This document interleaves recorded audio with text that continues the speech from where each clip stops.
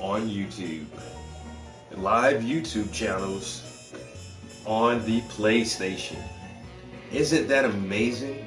You have a live YouTube channel on your PlayStation. On the PlayStation. And you know what's on my PlayStation? Tools. So if you guys are not on my YouTube channel, definitely go to YouTube.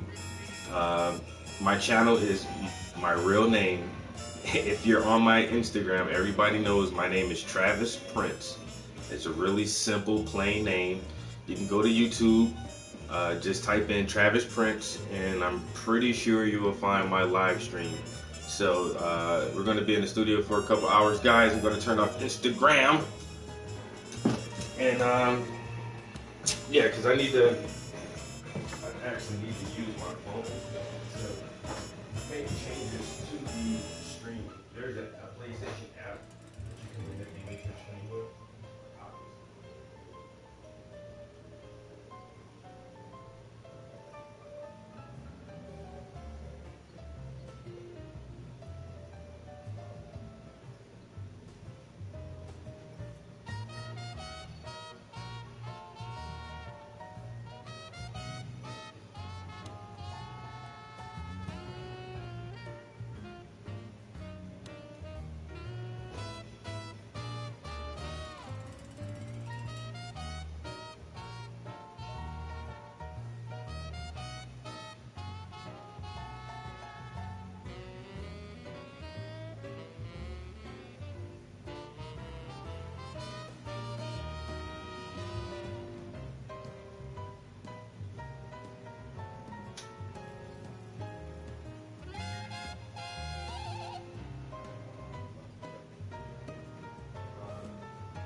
Please feel welcome to join us on YouTube Live.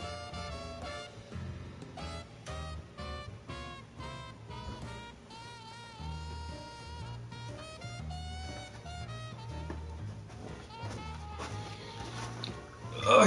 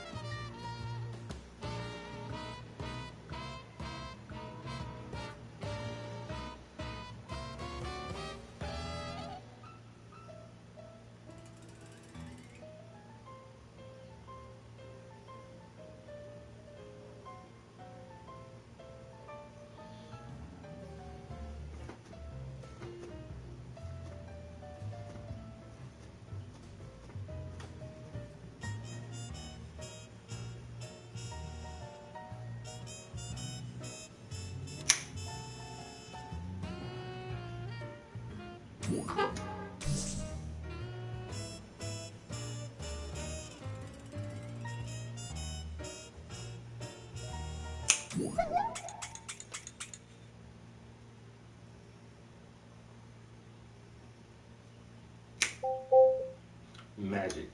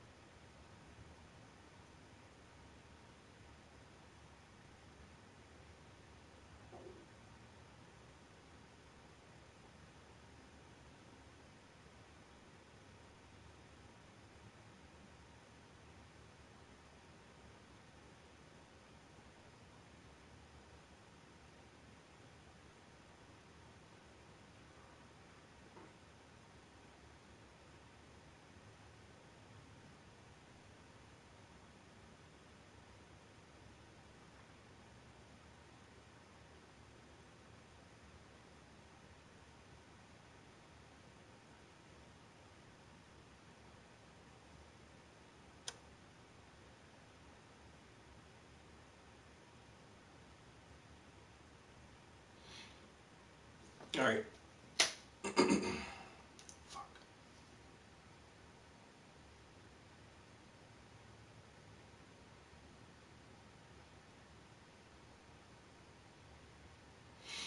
went all the way downstairs and still didn't grab my phone charger.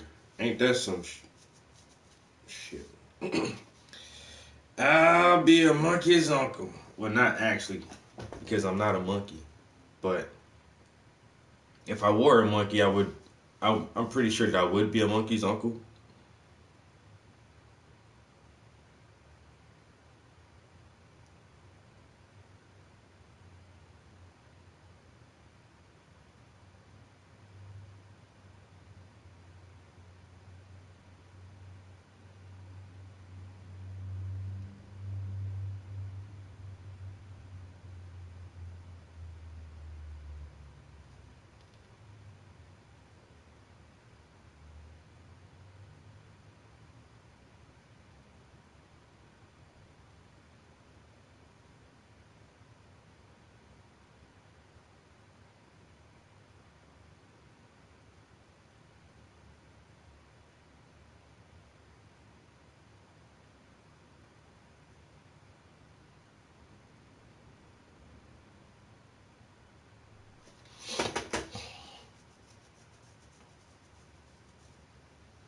Am I single? Yes, I am single. Yo, Laura Croft.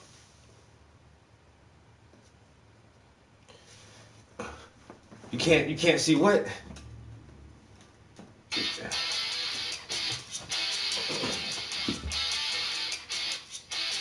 Bro, I really didn't do much. I ain't even gonna lie. I was in Philly all day yesterday, and so yeah, I gotta get busting today on this shit, bro. I definitely gotta get busting on it.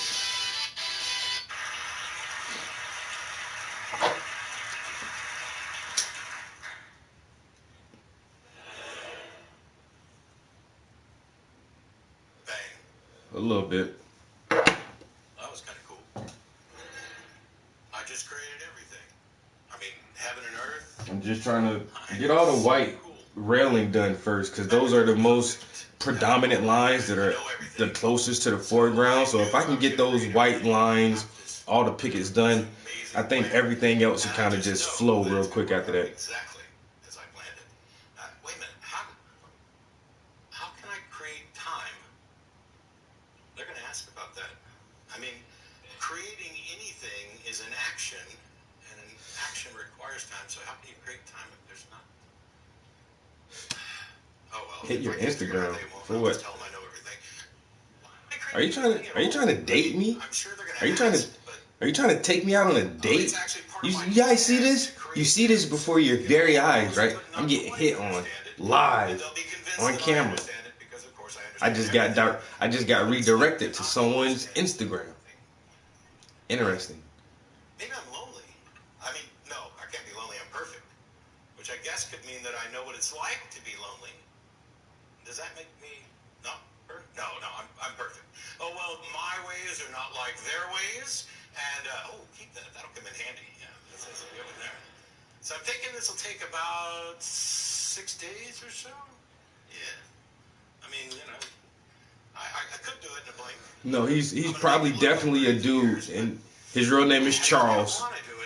But my friends call me Chucks. I mean, after all, I created this time thing. I might as well use part of it to relax. I know who you are, Charles. Hello. And more than likely, you're probably a police officer.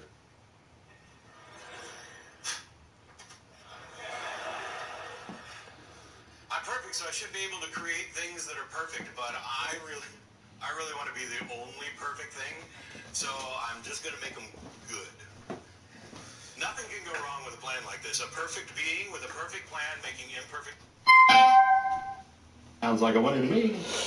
So we'll go ahead and create this universe thing. I really think it ought to be huge, like unbelievably huge, like exaggerated huge, even though it's actually tiny in comparison to my awesomeness. And I'll make billions of galaxies and ignore them. Each of... I've been meaning to rewatch Ready Player One. I only watched it one time, and you have to be like, I don't know, that movie can be fun for anybody, but if you're of a certain age group, it's like extra good. if you catch all the fucking characters and all the punchlines and all the little quotes in there, it's extra good. Like, if you're not from that generation, you're gonna miss a lot of stuff in that movie. And I think it was made for like 80s babies who grew up when gaming was in its prime, and you know, watched that shit evolve over the years. And there are so many characters and there are so many other video game and movie references that is fucking crazy. But like a young kid to look at that shit won't know who the fuck the Marshmallow Man is or shit like that.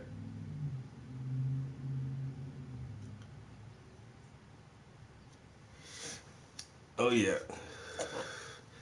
Chuck from Mom's Basement. Alright, I think I'm stoned. I don't need that. What were we talking about? Yeah. Ready Player One. Awesome movie. Oh, yeah, I forgot to bring the charger up here. So,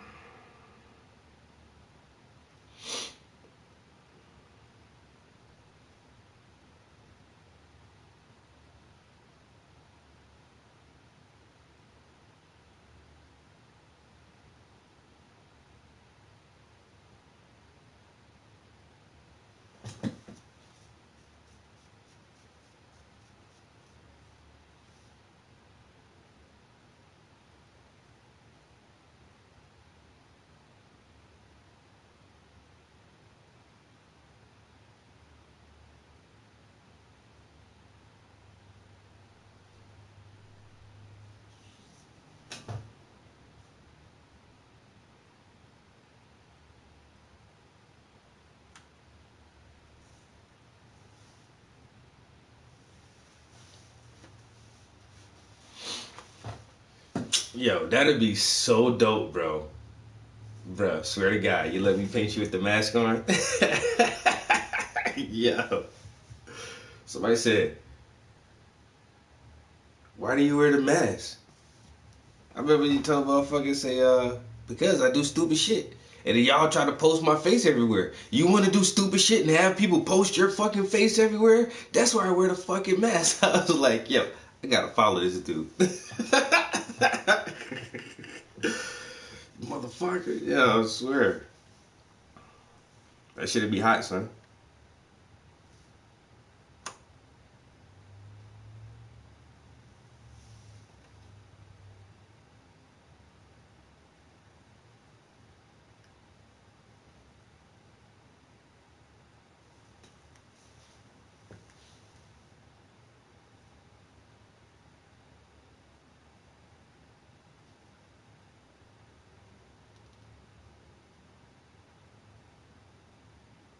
Alright, have to reply to a text. Ooh, oil paint. Galaxies can have billions of stars with tons of planets and moons and other things like that. Cool, that was easy. Okay, so my goal here is to create some other beings that I can interact with. So let's just pick one of these planets. Yeah, that one there around that little star there. We'll just work here. Wow, this is still kind of a big space for what I was planning. Let's start in a tinier area, and animals. I need animals. So there we go. Oh yes. Even though most of you will eventually die off, we need you to get started. So that's a good.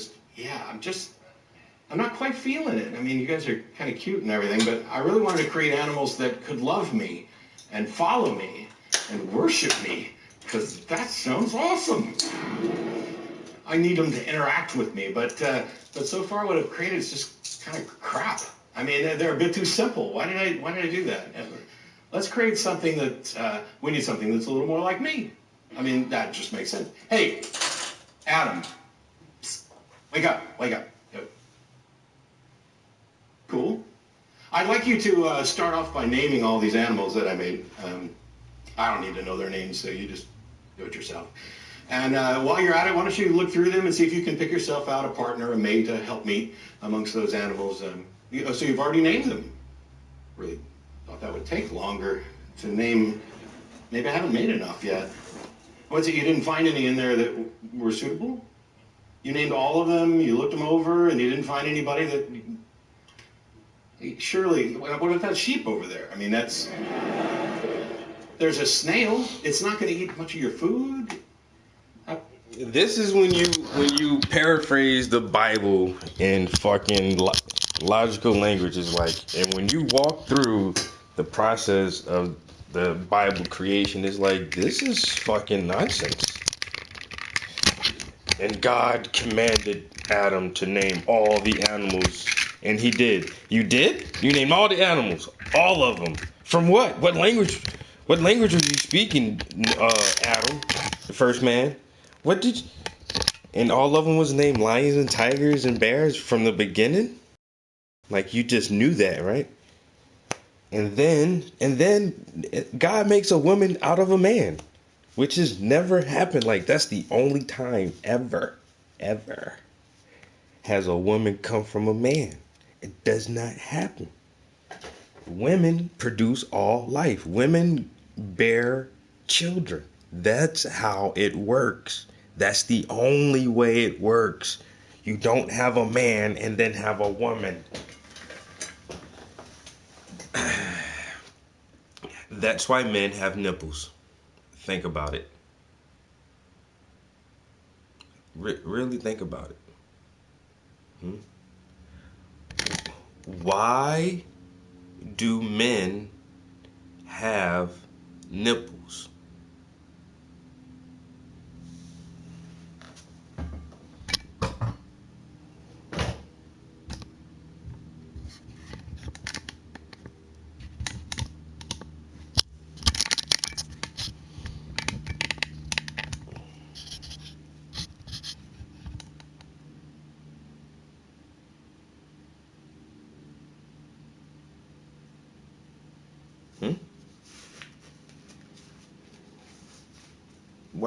Why do men have nipples?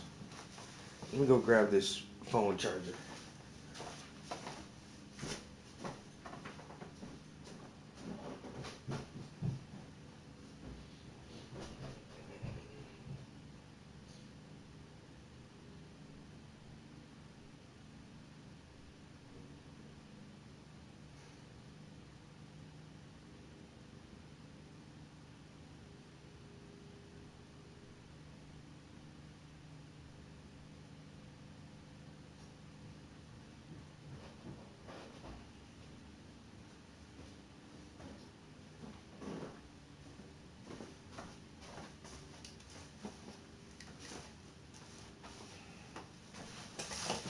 Keep shirt in place?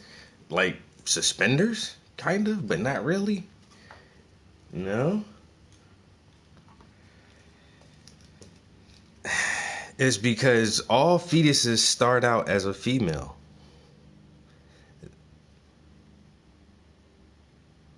Everybody starts out as a female. XX chromosome. XX. Now, if your Y chromosome kicks in and you turn XY, then you're a boy. It happens a lot, but you only start out XX. And some people get the Y, and now you're XY. That's weird as fuck, right? Because we don't need nipples, bro. We don't. It's something in our fucking genetics that keeps it there. But that's only for women. Women have mammary glands and they secrete milk and breastfeed. Like, men don't do that. But somehow we still have nipples. We have absolutely no use for them. It's weird when you think about that shit, bro. But then once again, going back to the biblical story, it says motherfucking Eve came from Adam. That shit's impossible. They fucking minimize the fucking feminine energy so much in the Christian religion that it's fucking crazy, to the point where you don't even have a mother. You just have the Father, the Son, and the Holy Spirit. Like, what the fuck kind of twisted ass triangle is that? The Father, the Son, the Holy Spirit. Where's the mom, the mother, the mommy? Ooh. weird shit, dude.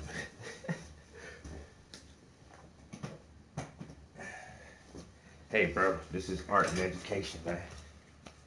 I just be trying to share the shit that I learned and give my own opinion on it. That's just how I feel about that shit, man. That shit is weird. Scientists have proven, you know, once again, the female is XX, the male is XY. If the male was completely something different, we'll be like AY or something, and only females would have that X. But like, it is what it is. Like, you start out as a girl, and for that reason, your genetics makes you keep your fucking nipples. Except the weirdest thing is when your Y chromosome kicks in, then your genitals fall outside your body, or they develop outside of your body. Like the female genitals develop inside the body, and ours are on the outside, which is like the dumbest design flaw ever. Like, yeah, the testicles, the most sensitive part of the male's anatomy. Let's put him outside his body, like right in the front. Like, really? What the? Why? Why did you do that, God, if there is a God? Like, that shit don't make no sense, bro. You know what I'm saying? That don't make no sense.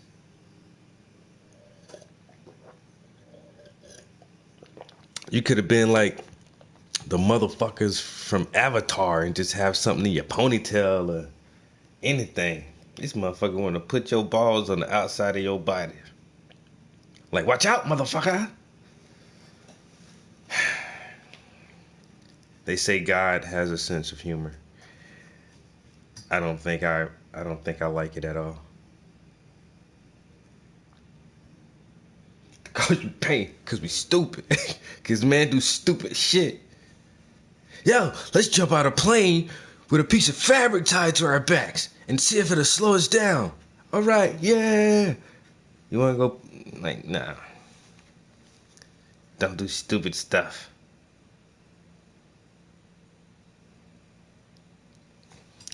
Let's listen to Matt finish paraphrasing the creation story. This is so funny. Fuzzy, warm, no. I know how you feel. I knew how you felt before I asked you to do that little exercise. I mean, I knew you'd feel that way because I know everything. After all, I made all these animals. They weren't good enough for me, and you're made in my image, so it'd be stupid to think they'd be good enough for you, wouldn't it? And I'm not stupid.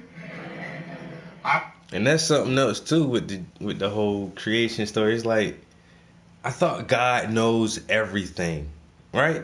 God knows everything. So when Adam and Eve ate the fruit, why he calling out to them? Hey, Adam and Eve, where are you guys at? And they hid from the voice of God because they felt ashamed. And then they came to God and said, here we are. He said, where were you? I called for you. And it's like, well, you didn't know where they were at? Like, and then he asked the question, what have you done? And the serpent has enticed the woman to eat the fruit, and she gave it to me. How come God didn't know that shit? How come God didn't know that his first two creations, his first two humans, were going to disobey a direct order? Oh, because God gives us free will. Well, that's fucking stupid.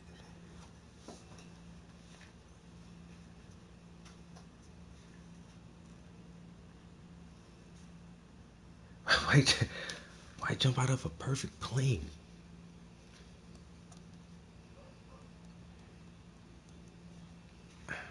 I don't know. I think that's kind of like, I'm kind of wimpish in a way, honestly. Because I've never, like, played any sports, bro. I never played any sports. Never played on any team or nothing. I never done anything, like, super athletic. Like, because you might get hurt. What if you break a bone? Gash yourself open and need to get stitches? Fall and give yourself a concussion. Man, that shit look cool as hell when other people goddamn uh uh doing goddamn dirt bike stunts and turning they dirt bikes all which kind of way in the air and fucking bungee jumping and rock climbing, and that shit looks cool as shit. Man, y'all motherfuckers get hurt doing that shit, man. I ain't even risking it. I'm just not.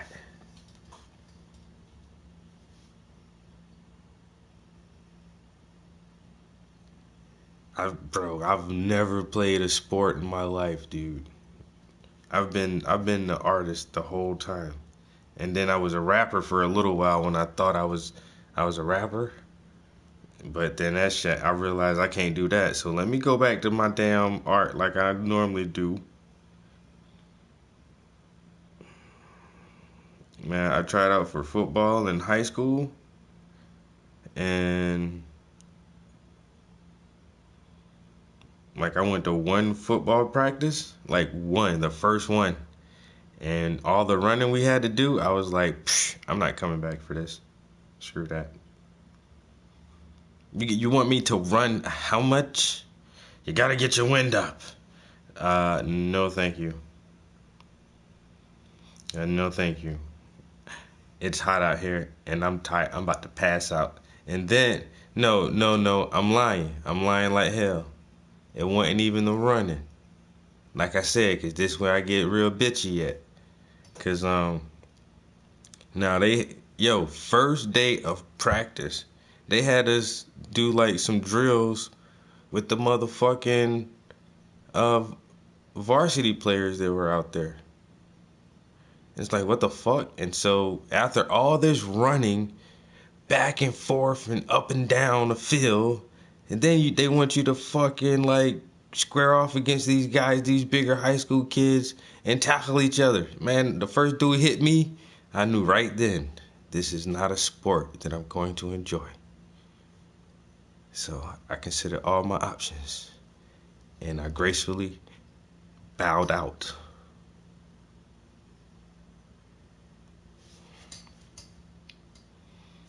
Like, you let one of the biggest kids at school just like truck me over.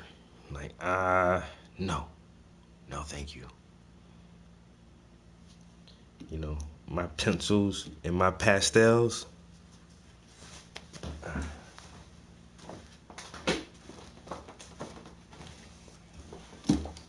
My pastel drawings.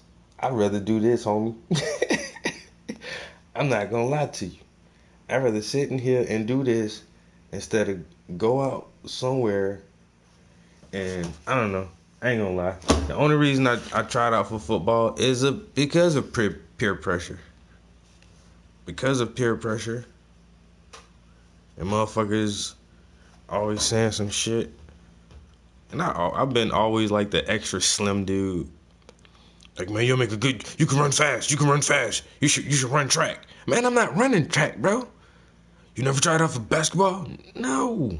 I don't even know the rules to most of these games, man. And cause they all the same shit. You run up the court this way, and then you run back down the court that way, or the field, or whatever y'all running on, or you skating up and down on the ice, back and forth. It's like, I don't get it, dude. I never really got sports. I don't understand that shit. What makes it like so exciting?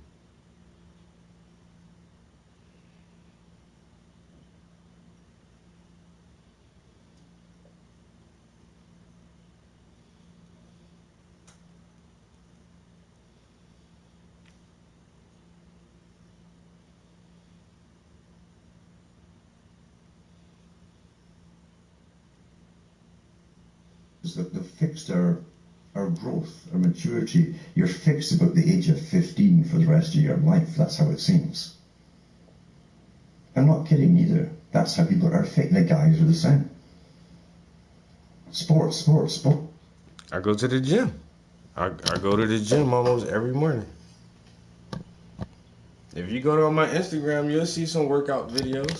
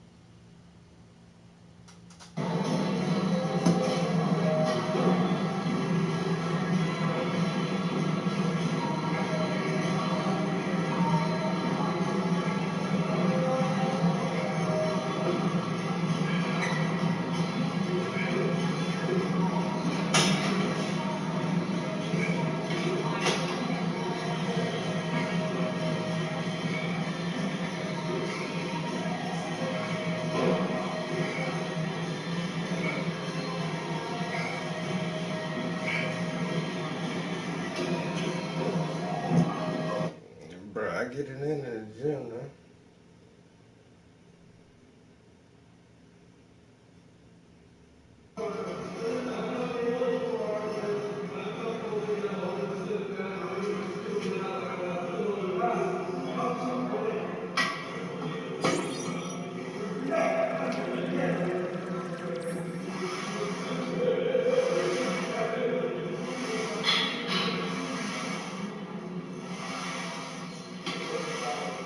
Oh no, I don't like leg day, but I don't skip leg day. My legs still fucking scrawny as shit, but I don't skip leg day though. Yesterday was leg day. My shit's still tight.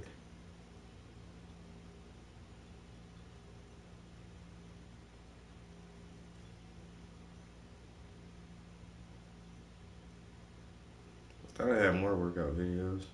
Maybe not.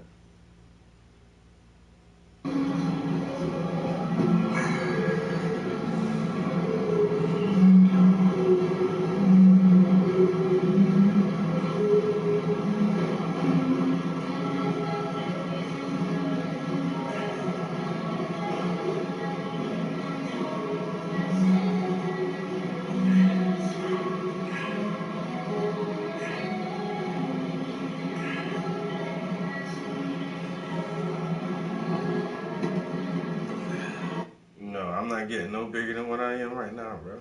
Like this is the heaviest I've ever been in my life, yo. Like I can vary almost 10 pounds depending on how I eat throughout the course of a month.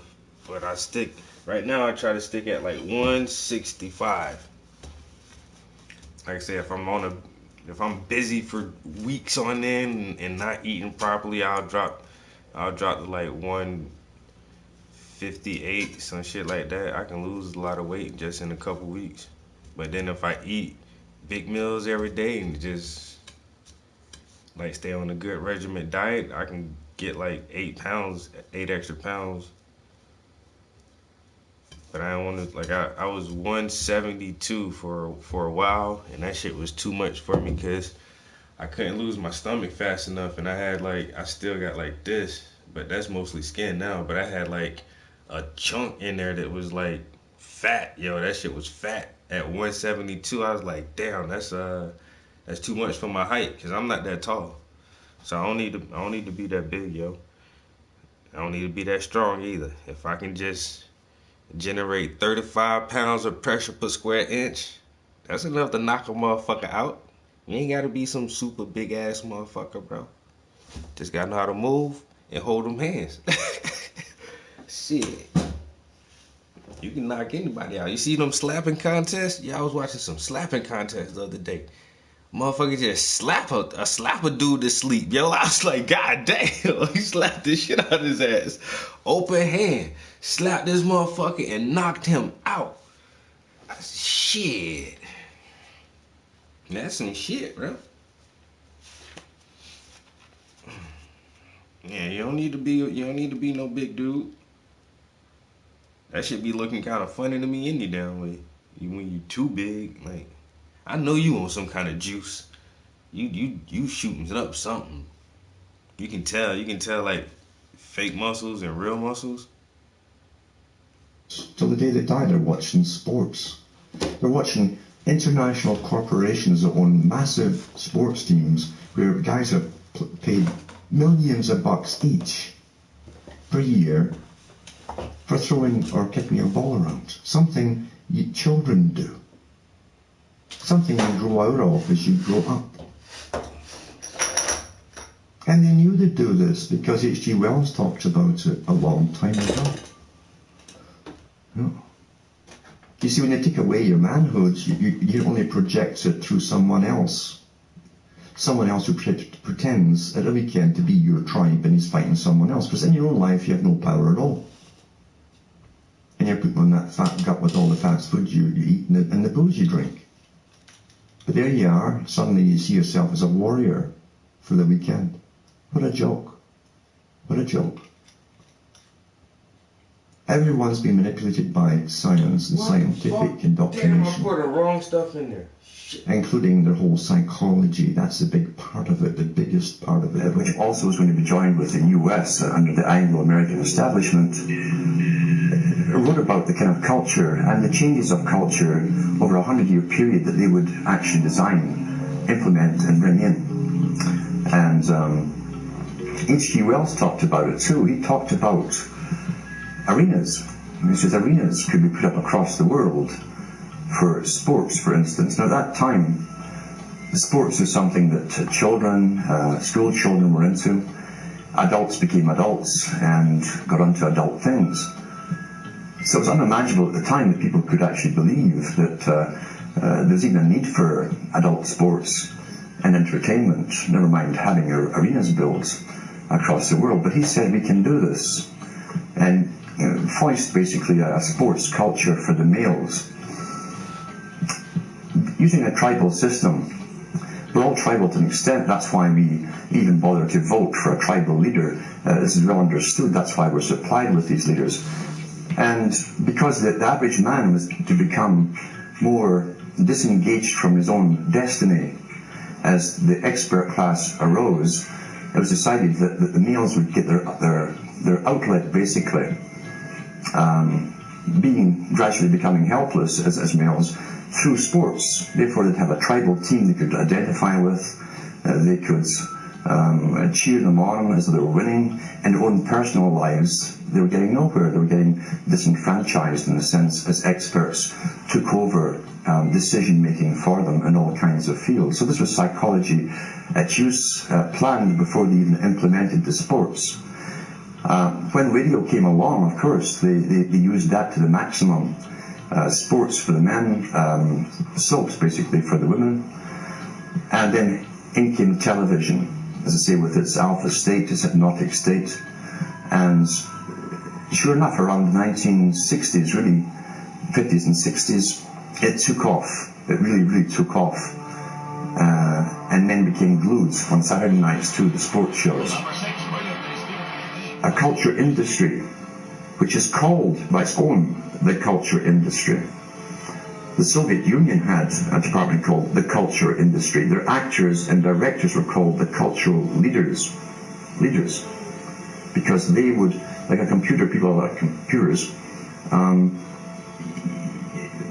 all you have to do is keep giving them new updates every so often, and you can change an entire country or a nation or a block of nations. We're all getting the same upgrades at the same time along certain paths. Today we call it political correctness. Most people want to belong to their peer group. They want to be the same as everyone else when it comes to opinions.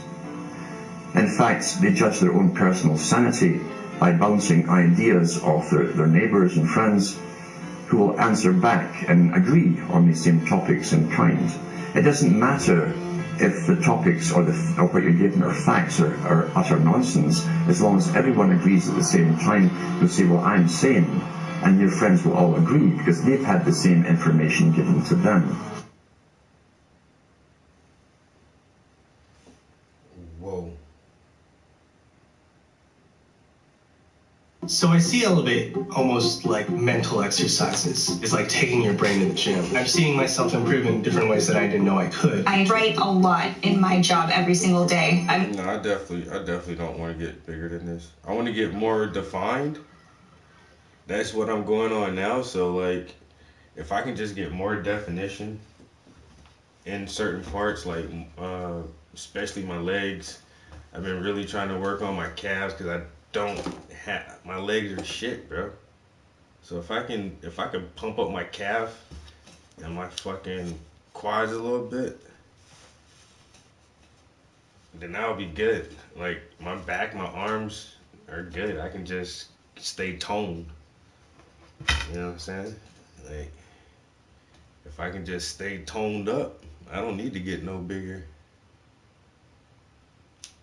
My shit alright.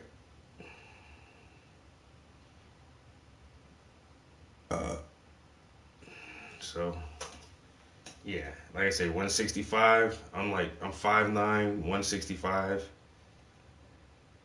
And that's good for me. Like, you can see my shit. That's all that matters. You can see individual muscle groups. And that's enough. You don't need to be all super swole, motherfucking Bane looking motherfuckers. Like I say, I'm not trying to be in no competitions. I'm trying to look good naked. That's it. I'm trying to look good when I go to the beach. I don't feel ashamed in taking my shirt off and, you know what I'm saying, having fun. Like, fuck that. I see dudes at the beach with their shirt on. Dude, it's 98 degrees. Why you got your shirt on? Don't be embarrassed. You did that to yourself. You know what I'm saying? No. That ain't gonna be me.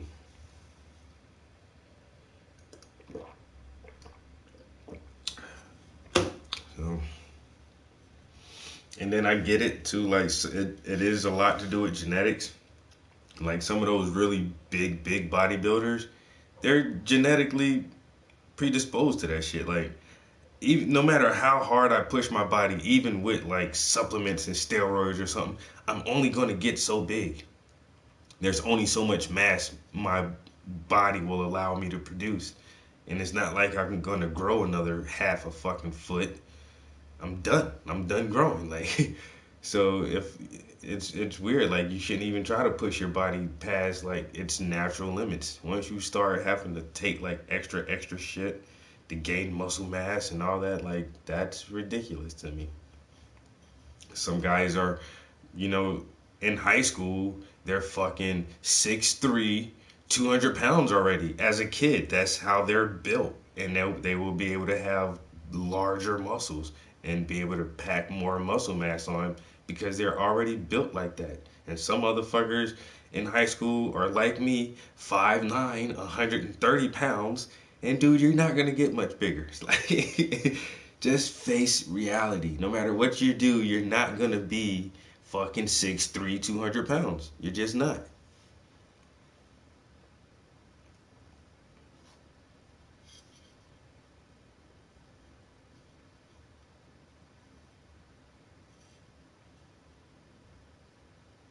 You know, so that's why I try to tell everybody, man. Just, hey, gym is not bad, yo. Gym is not a bad word. And you ain't even gotta go to like some building somewhere. If you just work out a little bit around the house, at home and shit, like, everybody needs that shit. That shit keeps you youthful, yo. That shit keeps you young. That shit make you feel better. It make you feel confident. You look good. You goddamn, you feel like, that's the best thing, is you feel better, yo. I swear to God, yo. Like, if I didn't work out, man, if I don't work out for a couple days, my back be all stiff. My knees be all kinky and shit. Like, what the fuck, yo? I need to go to the gym, stretch these muscles out. Shit make you just feel better. This dude say stuck at Wiz Khalifa size.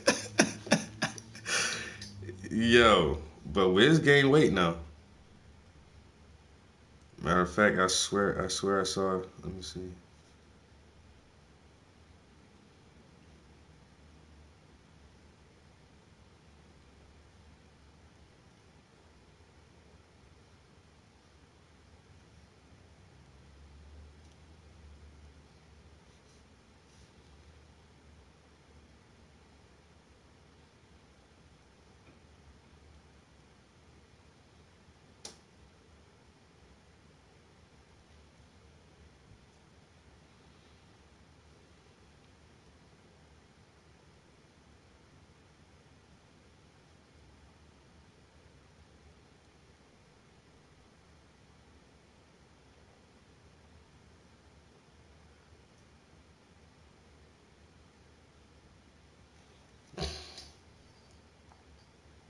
Yo, even yo, somebody posted shit on Facebook. It's like, yo, even Wiz Khalifa working out now. The motherfucker was skinny as shit, no shape. He ain't got no shape. Damn, Damn, Wiz, that's how I used to look. Now that motherfucker got shape.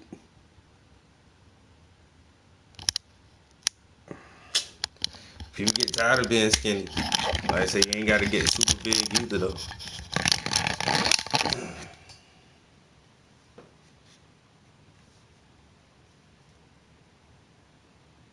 What up, what up, what up? Bonjour.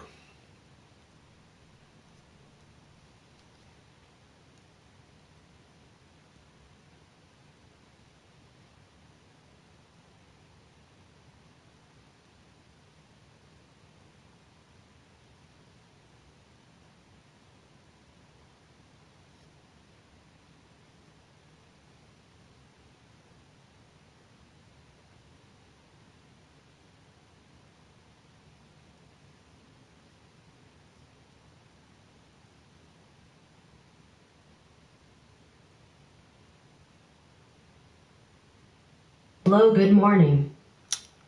No, dummy. Good morning. Really?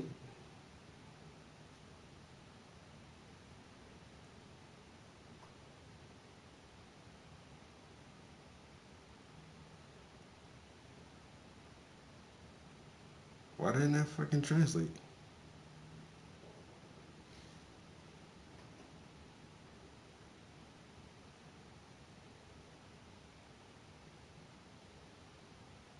Oh, bonjour.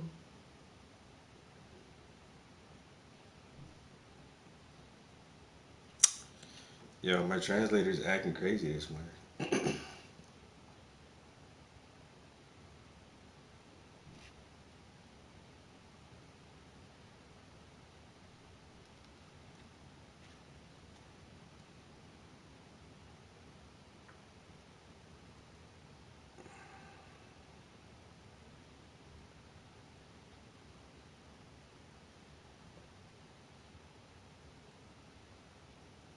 Is the best way to learn, practice, and master the guitar.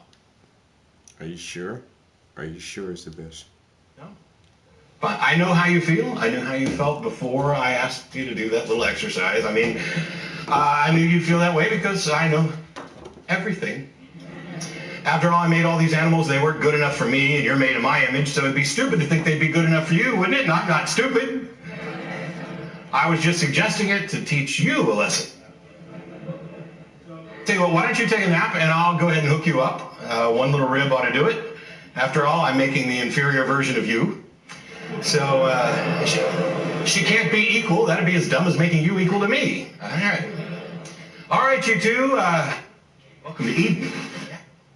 I do have some rules. I'm confident that this is a perfect plan, so you guys will get this right off the bat. Don't eat from that tree over there, or you will die. What do you mean you didn't? You ate from that tree already? Okay, so you're not actually going to die. Why did you do that? I mean, you didn't know it was wrong. Yes, I know that's the tree that's supposed to tell you what's right and wrong, but you should have known enough about right and wrong to know that it was wrong. Tree, I just freaking told you. The snake. Fine. I'll punish him too. But all right, you're done walking, buddy. So I'm gonna leave little residual legs behind, and that's to show my power. There's no way it could possibly confuse people about evolution. And if it does, it's their fault. I suppose I'll make it so you can't talk.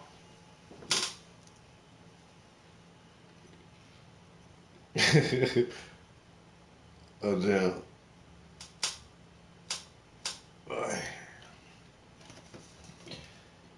Yeah, motherfuckers with that bread. I remember when Dr. Dre got all buffed up. Like, what the fuck? Out of nowhere.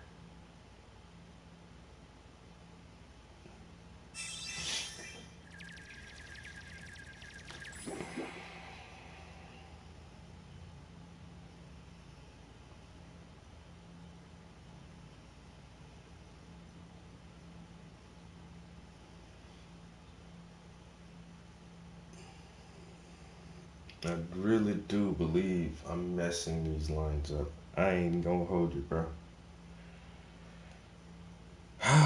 word to mother. Like, Trap, is you even seeing what you doing?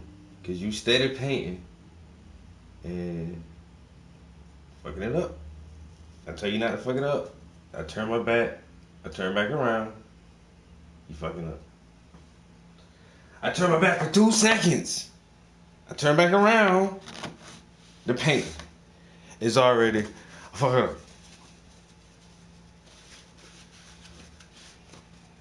I can't even trust myself. It make no damn sense. You know? I just want to paint the lines, man. And paint them straight. Why this dude want to paint with so many lines on this thing? Jesus. 1, 2, 3. He got me counting. I don't even have to count when I paint. What the hell?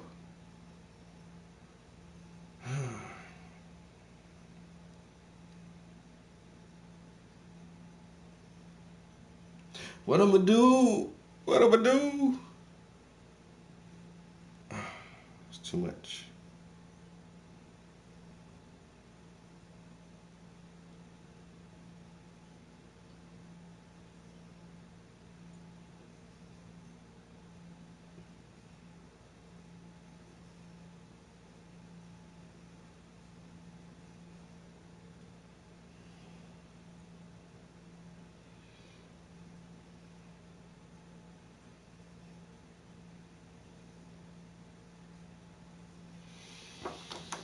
Oh, that shit don't look right.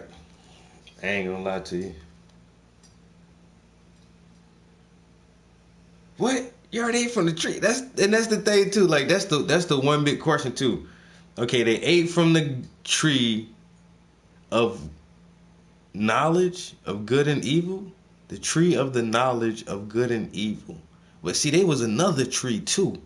There was also another tree. I'll get to that in a minute. But they ate from the tree of knowledge of good and evil or right and wrong or whatever. And God said, don't eat from the tree. But if they don't understand right or wrong, how can he expect them not to eat from the... You ate from the tree already? I thought I just told you not to eat from the tree of good and evil, but you should have known enough that it was not right for you to eat before you got the understanding of knowing that it wasn't right. Oh, never mind. Damn. And that's the thing with God, like he doesn't really get things right. But he says, oh, everything I'm doing is to teach you a lesson. I made my angels, one of them rebelled against me, but I knew that was going to happen, so I gave him his own kingdom. And now we're immortal enemies. And then all my humans, I knew they was going to fuck up, so I had to, discipline Adam and Eve. They first set of kids. One of them motherfuckers turned out to be a murderer. It's like, damn, guy, you can't get none of this shit, right? But we don't need to worry too much about that. Who's behind? No, that's the tree that's supposed to tell you what's right and wrong, but you should have known enough about right and wrong to know that it was wrong. Tree, I just freaking told you. The snake. Fine. I'll punish him too. But all right, you're done walking, buddy. So I'm gonna leave little residual legs behind, and that's to show my power. There's no way it could possibly confuse people about evolution. And if it does, it's their fault. I suppose I'll make it so you can't talk anymore, but we don't need to worry too much about that. And from now on, snakes, all of your descendants are gonna be at odds with all of the descendants of that woman. Yes, you're going to be enemies. There's no way that any woman ever will like a snake. I know that's technically false, and eventually there will be women who like snakes. And yes, it's incredibly sexist to suggest that women are somehow afraid of snakes when men aren't. Look at you run. Chase. But, nobody will look at that as a mistake. They'll just, take it as hyperbole, and I don't care enough to fix it, so screw it. After all, I made women inferior on purpose. But women, I have bad news for you. You are in for some painful childbirth. Originally, it was supposed to be really easy, but you had to go and eat that fruit, and that kind of made your head too big for the birth canal that I designed. I knew that would happen, though, which is why I designed it as a clever punishment ahead of time. And Adam, all of you men, you get to plow the fields, because I love field plowing. And I'm going to go ahead and create some new plants, which will appear to be an essential part of an evolved ecosystem, but they're really just there so that you have weeds and thorns to put up with, because I'm mad at you. All right, everybody, out of the garden. All of your descendants will bear the punishment of carrying out my plan, because I knew this was going to happen, but it's your fault. Use some there. Oh, yeah. Cain,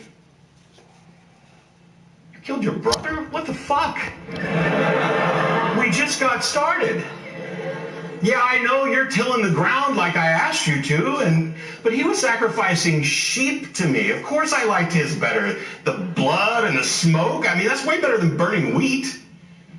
Man, I can't wait till you learn about barbecue. And now I don't get my favorite offerings.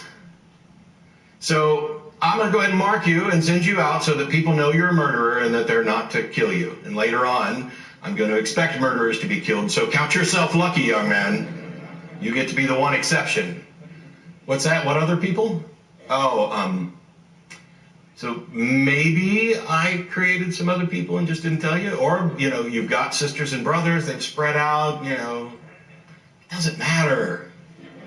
Stick with the narrative. All right, where's that checklist at? Okay, yeah, create everything, check. Create inferior beings that will make a mistake I can punish them for, check.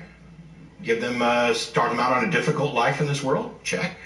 And allow them to reproduce. Wow, that's a good day's work. Time for another nap. Oh, I'm liking this time thing. Wow, look at that. There's a lot of them down there now. Holy crap. And some of them are kind of downright wicked. That Noah fellow looks pretty cool, though. I mean, he likes the wine a bit too much, but he's been around for about 500 years. I think, have some kids, Noah. You're only 500. We'll get started now. Speaking of that, you guys are kind of living too long. I think maybe it's probably a good idea if I set your lifespan to 120 years and then not revise that number, even though you probably won't make it. Because you get a bit annoying when you've crossed 900. So it's too... Hey, you Nephilim, stop running around sleeping with the humans. Why did I create Nephilim in the first place? That's just nuts. Okay. Wow, you guys are really doing a lot of evil shit down there. What up? I think I regret making you, but I mean that would imply that I could actually regret something. And since this is started my plan, yeah, I wanted to learn something new. Well, I can't learn anything new. Oh yeah. You're the ones that are going to learn the lessons. That's right. That's why I did this. This is all for you. And now I need to fix what you've messed up. So I could talk to people and show them my power, educate them about right and wrong, because evidently eating the fruit only gave them half of the equation since they're all just doing wrong. But screw it. Let's just reboot. All right, everybody, get ready to die. It's been fun for this first go round. Well, maybe not everybody. Starting over from scratch is. I mean, that was too much work to kind of snap my fingers. But that Noah guy, yeah, Noah. So rather than start completely over, we're going to use you as kind of like the patriarch of my future wonderful people. I'll just keep your one family and rebuild from there, because that's far better than killing off everybody. I mean, I know what's going to happen, and I know that I'm still using tainted humans, but surely this will work. I mean, you guys will love me this time. You'll obey me because I saved you. There's no way you could forget very quickly. After all, I started off with one imperfect couple, and it went sour, but that couldn't possibly happen again. So let's drown everything else. I know that little baby over there hasn't actually done anything wrong yet, but I have future vision, and it will, so I'm punishing for it in advance. So Noah, get a boat built, stick a pair of everything on it. Yeah, that's good. And I will show you my awesomely brilliant power and strategy. This will fix everything. What's that? You don't think all the animals would fit? Okay, screw the dinosaurs. This reboot probably won't affect anybody's view of history. I'll make it work. It's magic. I'm magic. All right, cool. So we're down to one boat, one family, and a bunch of animals. Here comes the rain. What kind of...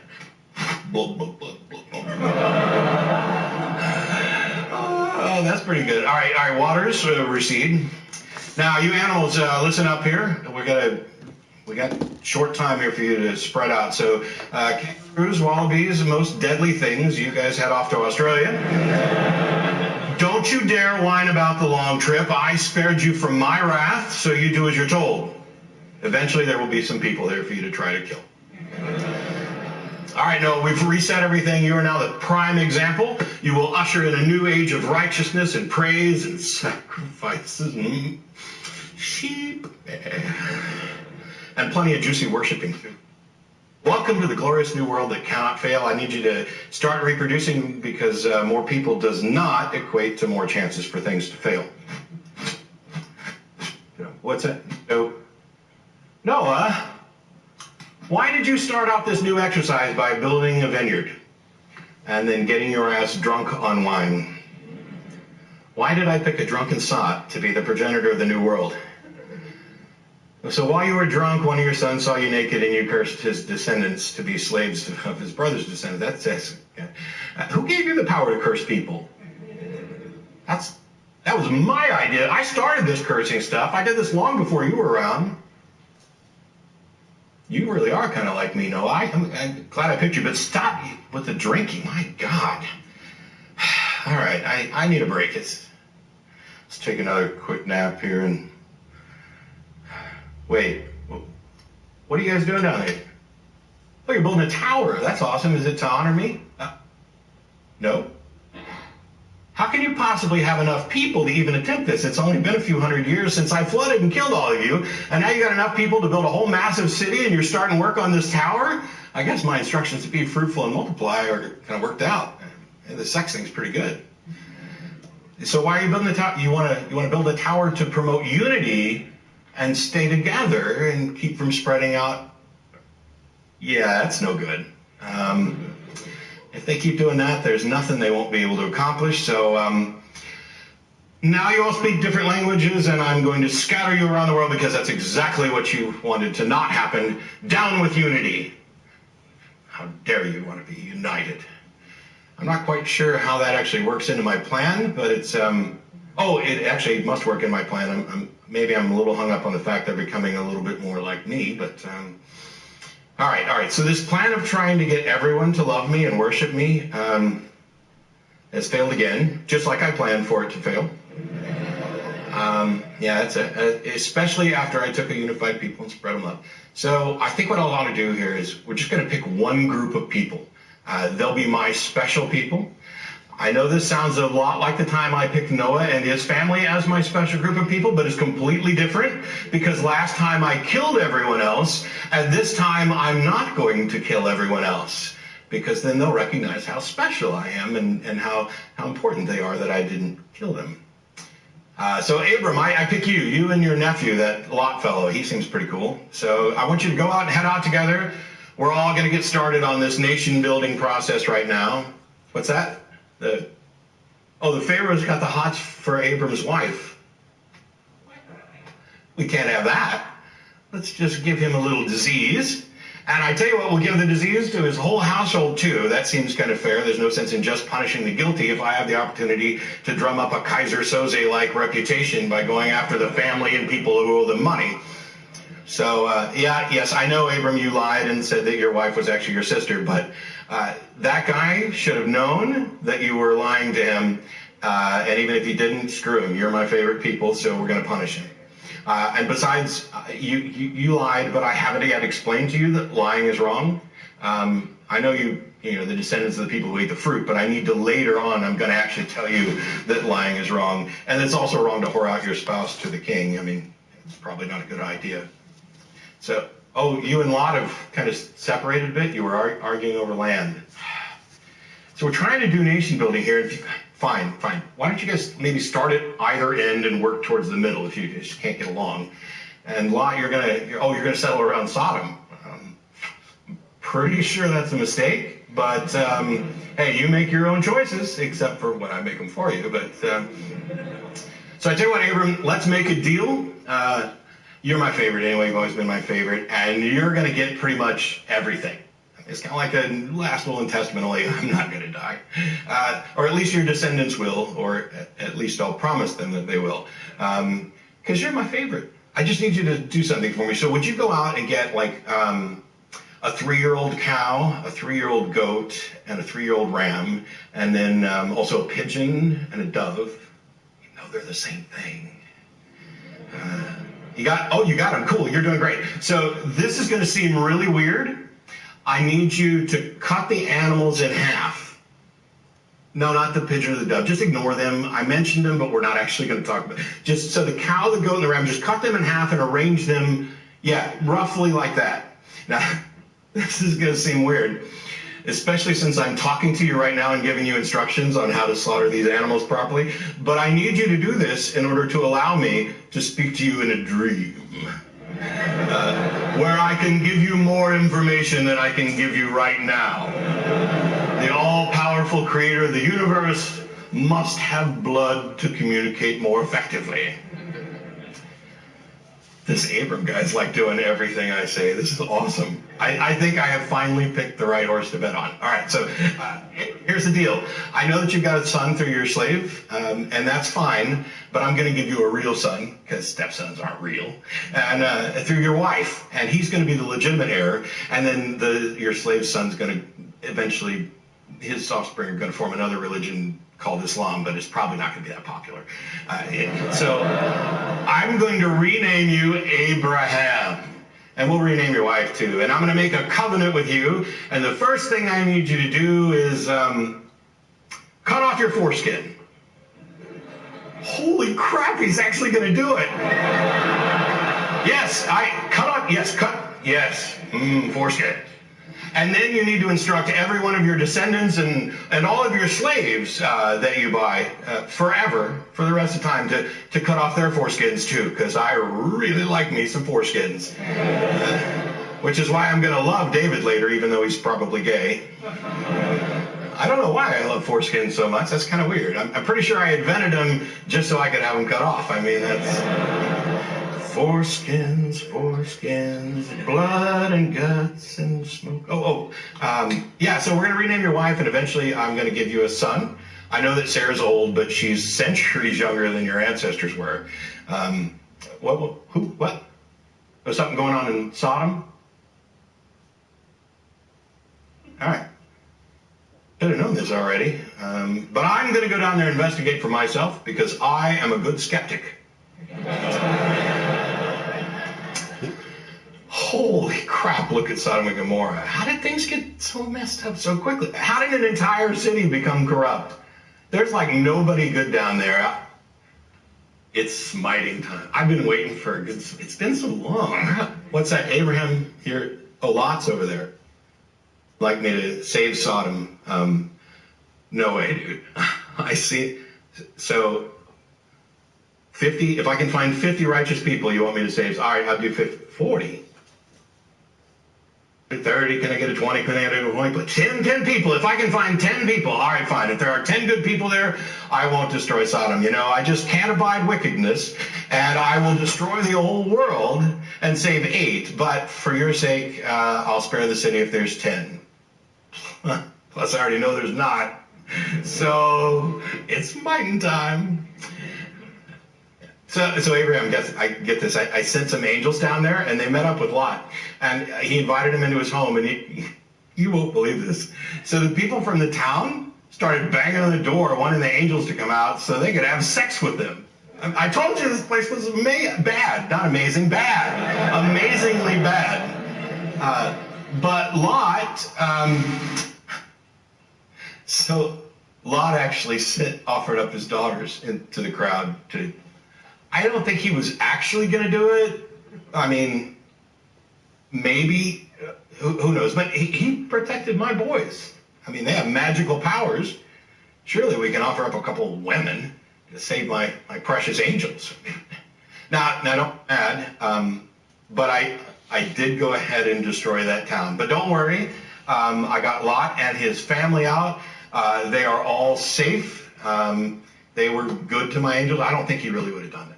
The daughter thing, I know it's weird, but Oh, and when I said they're all safe,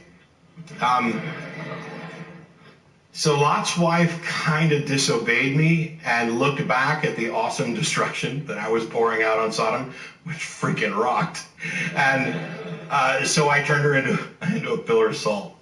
I know, right? A pillar of salt. Creative.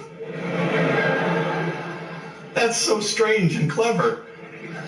I know, yes, she was probably doing what almost anybody else would have done, but I told her not to. Of course I had a good reason not to see this. But because I said so, that's a good enough reason for anything. Use that when you're raising up your kids. Don't try to teach them. So this is kind of funny, too, because after they got out, Lot and his daughters camped out in a cave after I destroyed their home. And his daughters, they had just been offered up to the crowd as sexual playthings, and they just lost their fiancés and their mother, and they were grieving. Not much grieving for all of that. They were kind of grieving for the fact that there weren't any men around for them. So they kind of got Lot drunk, then had sex with him. I know. I didn't think it was possible for somebody to get so drunk that they'd bang both their daughters and still be able to perform. But he did. I mean, they were only trying to carry on the family line. It's all good. I'm sure I'll punish their incestuous offspring later. After all, I'm eventually going to punish not your descendants. They'll be okay, but eventually. Oh, by the way, side note, I need you to go kill your son. Yeah. Oh my me, he's actually going to do it. This is awesome. Psych! Wait. I was just testing you for your sake, not mine. I knew you'd do it because you're a good man, and good men should always be willing to kill their sons whenever I ask them to. I mean, so I've got my chosen people. Everything's according to the plan. Where's that checklist at? Let's see. Kill everyone except for one family. Check. Allow them to multiply, punish them, check. Sow confusion and divisiveness, check. Hide myself from all but a handful so that they might worship other gods, check. Pick out one family, make them promises that I won't keep, and that'll screw, check. So, all right. So, get back to work. Holy, you guys are slaves? I know that I'm okay with slavery, but not when you enslave my people. So, I tell you what I'm going to do. I'm going to rescue them from slavery, lead them to freedom, and then they will love me. I know why, but I don't know. I don't know why. This is too confusing. Why won't you guys love me and listen to me? This time I'm going to save you. Moses, get over here. I need you to speak for me. Yes, I'm all powerful and stuff, but I need you to do the talking. Maybe I'm shy or something. First, go tell the people that you're speaking for me and that I'm going to rescue. They don't believe you. No, I'm not going to tell them myself. Be about being a mouth. Okay, fine. You can let your brother talking, but go tell Pharaoh that I said, let my people go. Aaron, try and hit it like that. Let my people go. See it? He said no. Good. I tell you what I need you to do. Challenge his priests to a magic contest. This is going to be awesome. I'm the most powerful being in the universe, so I'm going to turn your staff into a snake. So just kind of stretch it out like this. Okay, you got it? You can actually let go with this hand, and it'll look like a staff, and then snake. Phenomenal cosmic powers, itty bitty magic trick. Hey man, did he just stretch priests to a magic contest? Did he just have this is gonna be awesome. I'm the most powerful being in the universe, so I'm gonna turn your staff into a snake. So just kind of stretch it out like this. Okay, you got it? You can actually let go with this hand, and it'll look like a staff, and then snake. Phenomenal cosmic powers, itty bitty magic trick.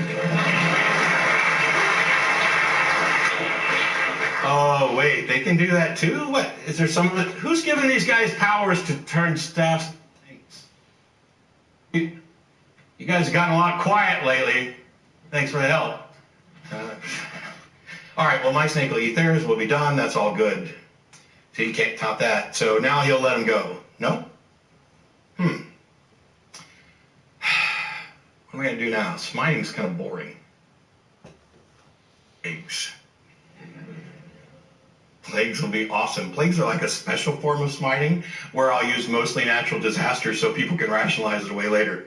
Rather than demonstrating that I am in fact the cosmic God of the universe and can do anything. Trust me, this is going to be awesome. Well, let's see, water to blood, frogs, lice, flies. I really like insect, I guess. Kill the livestock, boils, because that's fun. Hail, locusts, darkness, that's 9. Oh yeah, that Pharaoh guy wanted to kill off all the Israelite babies. I'm going to kill all firstborn. Israelite and Egyptian. Better than you, buddy. All right, so some of you Israelites, if you actually want to save it, we'll kind of give you just blood. Just smear blood over your door and your kids will live. But the rest of them are going to die because babies are fucking nuts.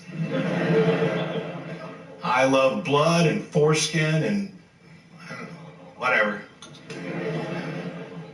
Now you're going to let them go. Yeah. Okay, fine. Everybody pack it up, it's rescuing time. You want some miracles? You got it. I'm going to part the sea, feed you manna from heaven, pillar of cloud by day, pillar of fire by night. I'm going to lead you to the promised land, and then you will love me for sure. And you will do exactly what I want you to do, won't you? This is... Hey, Moses, come up here on the mountain real quick. I've got some rules that these people need to know, and we need to do this in secret, because if I told everyone, then they wouldn't have to exercise any faith. He's been gone 40 days, and you've already decided to worship another god. Do you people not know that I just miracled your asses out of slavery? Showed you countless wonders? How? What the hell do I have to do to you people, for you people? Talk to you directly instead of talking to your leaders in private? Do I look stupid? All right, let's regroup. This just isn't working. I mean, this is going exactly to plan. Yeah. I'm so... All right. I tell you what. Start killing. Canaanites, Midianites, Gibeonites, Makkah, Labnites, Lachish, Eglonites, Hebronites, Moabites, Philistines, Amalekites, I don't know. Throw somebody else in there. Kill them all. I'll sort them out. Now surely, I've given you permission to slaughter people and take their lands and enslave them and basically be the dicks of the ancient world. You love me now, right? And you're willing to... It's working. Won't you guys love me? Yeah, then I need to think about this. I have to take another rest or something. Okay, I got it. I got it at this time. This is really going to work. I'm going to sacrifice myself to myself to serve as a loophole for the rules that I'm in charge of. And that will allow people to be saved from my wrath. Because that's love. Save people from some great harm that you have to do to them. That's true love right there. Hey, Mary. This is going to sound really weird, but I need you to have my baby, me as my baby. No, don't worry, I'm not actually going to have sex with you. You're a human. But reproduction without sex, not actually asexual reproduction, not quite parthenogenesis, because that would result in female, and I definitely don't want to be one of those. So don't worry, I got the details. We'll hook everything up. Okay?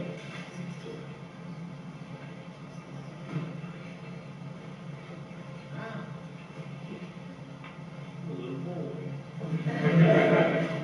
All right, so let's show off and let them know that I know the Torah.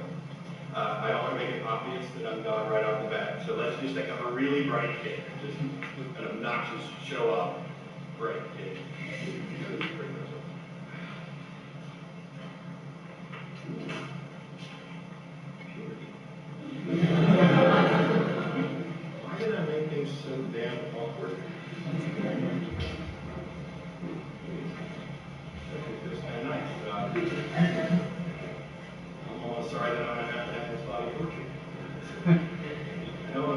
installation here, but this masturbating thing is pretty nice, so I'll take a couple of decades off and come back when I'm 30.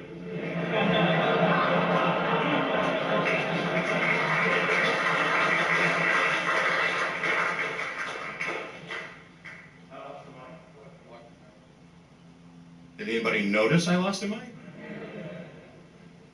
Okay. Be healed. All right, I'm here. Time for some more magic tricks. I hit my 30s, and I'm going to speak in parables so that my message is not clear. I'll go ahead and let some of you write down the true meaning of those parables so that my message is clear. And no, that's not a contradiction. So, okay, kill me. I can take it. Yeah, that's it. I'm dead. Cool. Time for a day-and-a-half nap that I'm sure someone will exaggerate to 3. I'm the one doing the sacrificing here. I'm giving up part of my weekend. Well, this body's giving up part of a weekend. I'm not really giving up shit. But this will work, though. Yes. Awesome. Look at Christianity grow. They love me. They finally really love me. But, so not everybody's buying this. The religious one, they're growing? I made the ultimate sacrifice?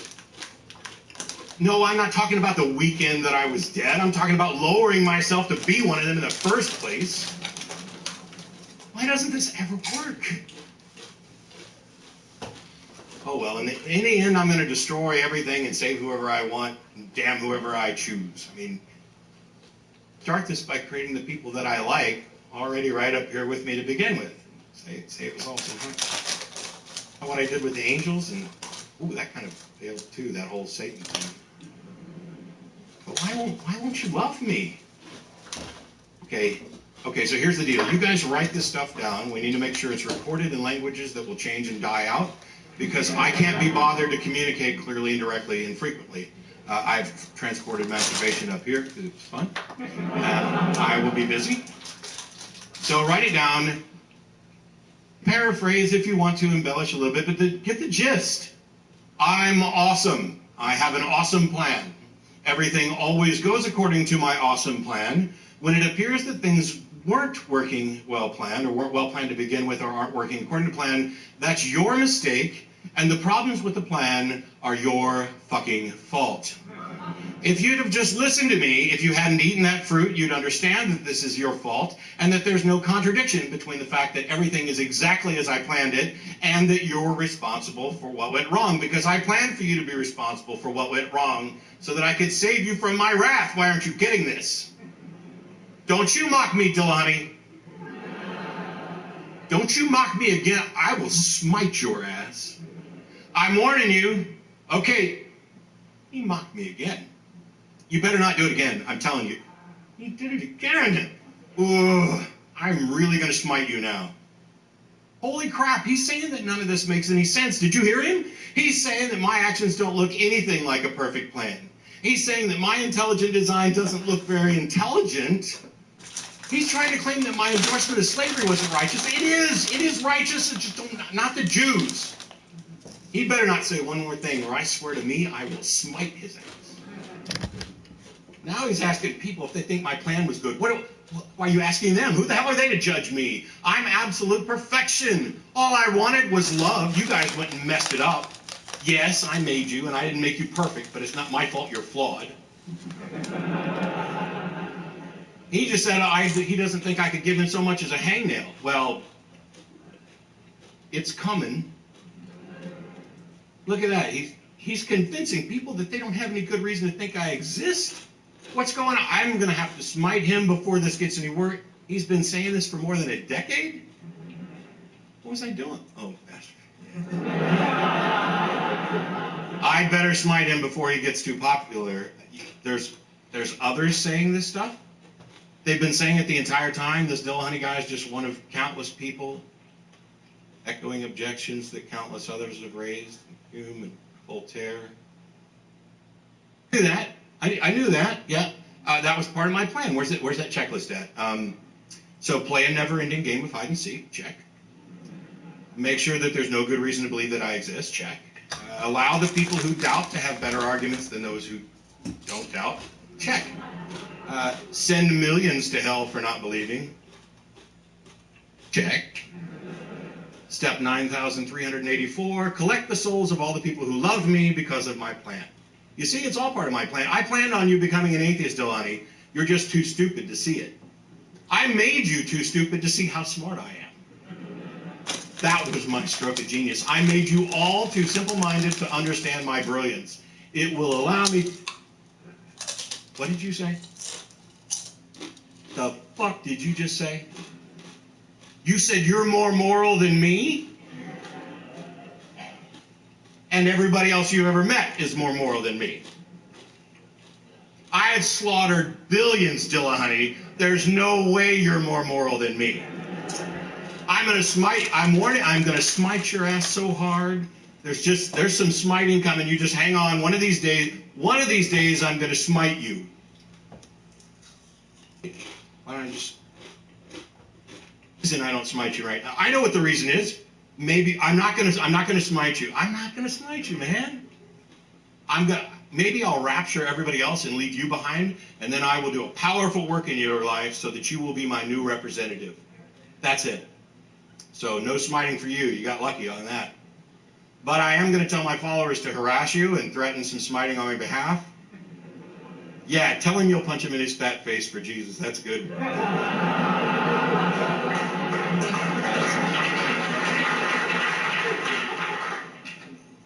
All right, look, I really wasn't mad at you, man. I love you. I planned this all out from the beginning. That's it, yeah. I planned all this out from the beginning, and you're now doing exactly what I want. I want you to give people information that contradicts my information. When this is all over, you'll see. You will love me. You will respect me. You will all love and respect. I'm not childish. I'm not a bully. I'm kind. Killing people is necessary. I am too smart. I make great plans. You'll see. Just give it some more time. It does too make sense. You're all going to love me someday. Don't make me smite you. You've got to help me save you from my wrath. Help me to help you to help you love me. Please?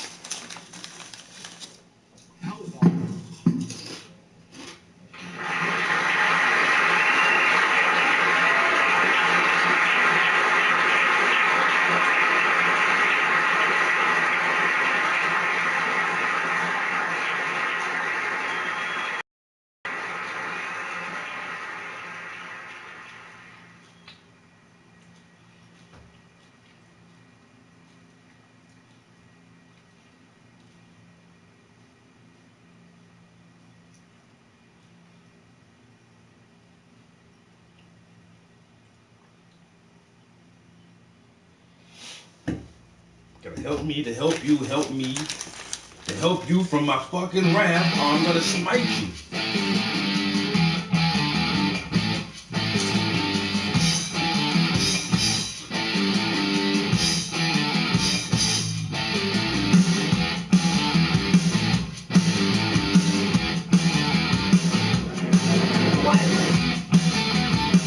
Has there ever been anybody in the history of history who's been converted by a street preacher? In the history of history?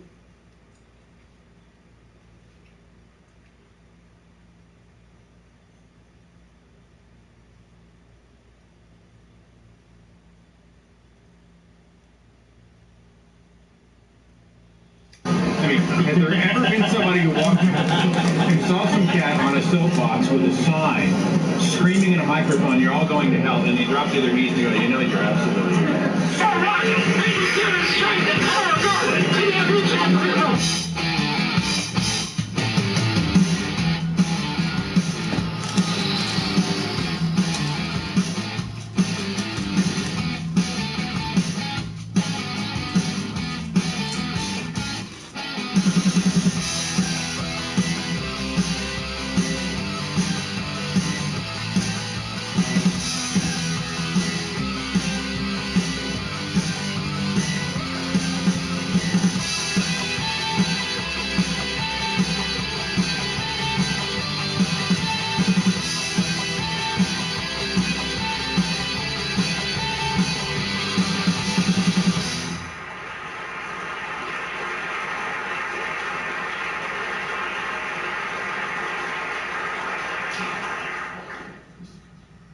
How's everybody doing? Good. I spent a summer while I'm getting set up here as a teenager pretending I was Australian. The Six Flags theme park near our house had opened up a dance place, and we had season passes, and I went, and it was like shortly after Crocodile Dundee came out. I did it to pick up Sheila's, and it worked. So, good day. I was a fundamentalist Christian, a sincere Bible-believing Christian for more than 25 years, but not all of that was spent overly concerned about religion. I grew up in the church. Was there Sunday morning, Sunday night, Monday night, Wednesday night, Thursday night, some youth group things on Friday and Saturday. Not that how often you go to church is any measure of how sincere you are, because there were plenty of other people who were there all those nights who weren't perhaps as sincere as I was. And I wasn't perhaps as sincere as some other people were.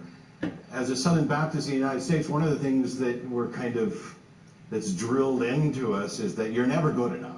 And so you go out and you live life as a normal human being, and then you have to repent and kind of get right with God. And so you're right with God for a little while, and then you fall off the wagon and you have to go back. So there's this guilt cycle that they exploit. I was convinced that God wanted me to be a preacher, and evidently so were my parents and some of the people in the church, as were some other people in my youth group. And some of them did go on to do that. But I was terrified of public speaking. So that's what I do now.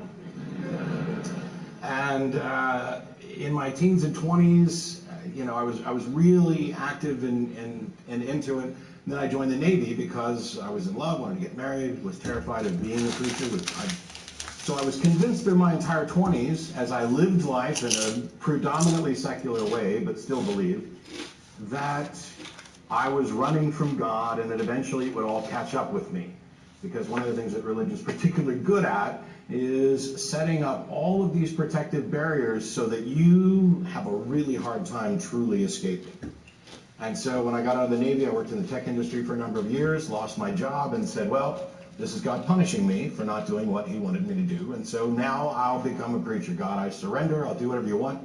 And after about 18 months of prayer and study and talking to ministers and missionaries who I knew, I was trying to convince my roommate, who was an atheist, that he should go to church with me, because I didn't want to get to heaven and have God say, why is your best friend, who you love like a brother, in hell? Why didn't you share?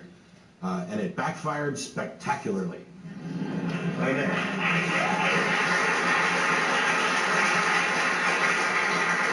So there are Christians who will claim that I was never a true Christian. Others will say that I didn't understand the Bible, and still others will say that I just took it too seriously or too literally. Evidently, the Bible needs to be taken with a grain of salt. And I'll just keep the salt and chuck the book for the most part. Probably should cut down on the salt too, I would imagine. But so we're all familiar with some, I would expect, of some of the strange stories in the Bible that don't make much sense. Talking snakes and donkeys, miraculous wars that are thwarted by chariots of iron, floods that are survived by a single family with a boat that seems to be bigger on the inside than on the out. How did I believe this stuff for so long? There are a few kind of lesser known Bible stories that I'm going to talk about a little bit to kind of explore this subject. And how I found my way out, what didn't click. The Leviathan. The Leviathan is my favorite character in the Bible. Just the description of Leviathan is fucking awesome. It's Job 41. It's Job chapter 40 or 41, I think.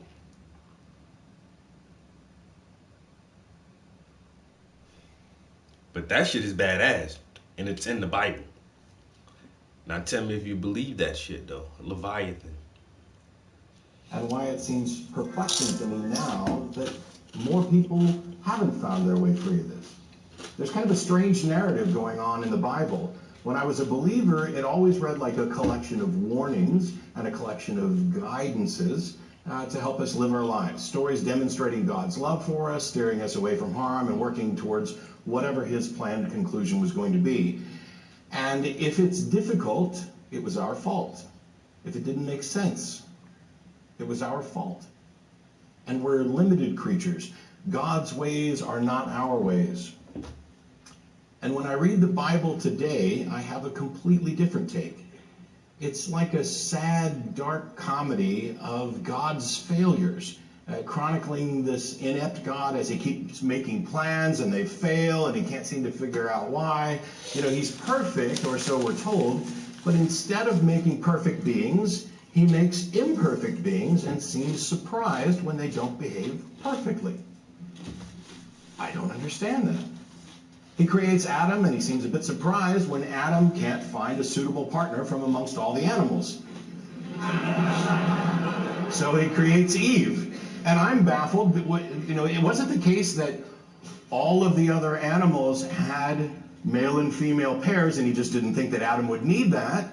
Or was it the case that, like, everything was male, and then, hey, maybe I should do that for the animals too? Why didn't I? I did think of that. It was my master plan. He walks around with them in the garden, speaking to them directly, this idyllic location, and he sets up rules that he has to know they're going to break. And they do. How can you punish someone for gaining the knowledge of good and evil? They couldn't possibly have known it was wrong to disobey before they ate it. If you don't know anything about good and evil, then everything's roughly the equivalent. We've learned that children have to learn right and wrong. Anybody with kids? Do they pop out already knowing exactly what's right, or are they little sociopaths who want mine, and we've learned that children have to learn right and wrong, and we don't hold children accountable in the same way we hold adults accountable. But this God not only punishes his new children, he punishes all of their descendants forever. I mean, talk about overreacting to everything. And he does this for what must necessarily be his mistake. Now, either he planned this, which makes it his fault, or he was too inept to actually see this coming, which makes it his fault. And he doesn't seem to know much about sociology or culture or psychology, child rearing, or much of anything else. It's just plan after plan that fails over and over again. But why did he create anything in the first place? I mean, was he lonely? Does he know what it's like to be lonely? Can you be perfect and know what it's like to be lonely? I would think that would be any trouble. How do you create anything to begin with? Because if our Big Bang model is correct, then time began then. So if you created time and you exist outside of time, and creating is an action, and actions take time, then you don't have time to make time. What? I guess he figures we're just never going to figure that out, but why create the entire universe if you're going to focus on one little insignificant planet? Was he looking for someone to punish? I mean, is that his thing? Hey, I think I'll just make a bunch of people because I know this is going to go wrong because I just really feel like kicking some ass. It doesn't make any sense. So after the plan with Adam and Eve fails, he kicks them out. They spread their wickedness around. He decides to reboot the entire world, saving only Noah and his TARDIS-like boat. Surely this will fix it, right? I mean, the first plan failed because he's created imperfect beings, so the second one will surely go well when he saves one family of imperfect beings. But it fails. I don't know how you didn't see that coming, but it fails. And at this point, we've got a pattern. And you can investigate these things and try to make it look as though he's really trying and that this stuff actually makes sense in some way if you work really hard at it. But then the character of God in the Bible begins to shift a bit. Just a few hundred years after Noah, the population has miraculously exploded to the point where they're constructing a city and a tower. And most of us have heard about the Tower of Babel. And I wonder what you were told about why God destroyed it. When I was a kid, it was about these individuals were arrogant and they were trying to put themselves at God's level and build a tower up to the heavens. And this was prideful, and he needed to keep us down at our level. And I just accepted, oh yeah, that makes sense. I mean, he's God. We shouldn't be at his level. Yeah. What were they thinking? Why were they so arrogant? Now when I look at it and I hear that particular apologetic, I think, so what? If I'm God and there's a bunch of people who are trying really hard to be like me or reach me, and they can't. We've been to the moon, by the way, so we know that a tower is not going to actually get to God. And I would think that God would know this, so there's really nothing to object to other than thought crime, that you're arrogant. But if I were God and they were trying to build a tower, I'd just kind of shrug it off. But he says, oh, look how quaint, silly little humans. Let's, sow some confusion and spread them. Please open your Bibles with me to Genesis chapter 11. You all brought Bibles, right? No? I have to take my word for it. Let's see what the Bible actually says about the Tower of Babel. Genesis chapter 11, verse 4, and they said, "Go to, let us build a city and a tower whose top may reach unto heaven, and let us make us a name, lest we be scattered abroad upon the face of the whole earth." And that's where most English-speaking pastors get this idea that they're somehow arrogantly trying to reach heaven. But the Hebrew word used there merely means lofty, or high in the sky. So there's nothing about that verse that says they were actually trying to reach God. They just wanted to build a big, tall tower. How dare they? In verse 5, and the Lord came down to see the city and the tower which the children of men builded. We don't use builded anymore. That's good. But he came down? Why? There's a lot of this in the Old Testament, God coming down. What's going on down in Sodom? I think I'll go check it out. And yet now we have this idea that God is everywhere, all the time, sees everything, knows your inner thoughts, and when he sees you when you masturbate, whatever. Why did he have to come down? But the Lord said in verse 6, "Behold, the people are one, and they have all one language, and this they begin to do, and now nothing will be restrained from them which they have imagined to do." They are unified, they are uniting together to do something good, and this will allow them to accomplish anything. Well, we can't have that. So God says, "Go, let us go down there, confound their language, that they may not understand one another's speech." Scattered them abroad, and from thence upon all the face of the earth, and they left off to build the city. His plan, which keeps failing, clearly does not include unity or an encouragement to empower people to accomplish great things. And when his plan starts to fail, he injects chaos and confusion to fix it, but that fails too, because we have accomplished great things. And the more great things we accomplish, the less he seems to be able to mess with us.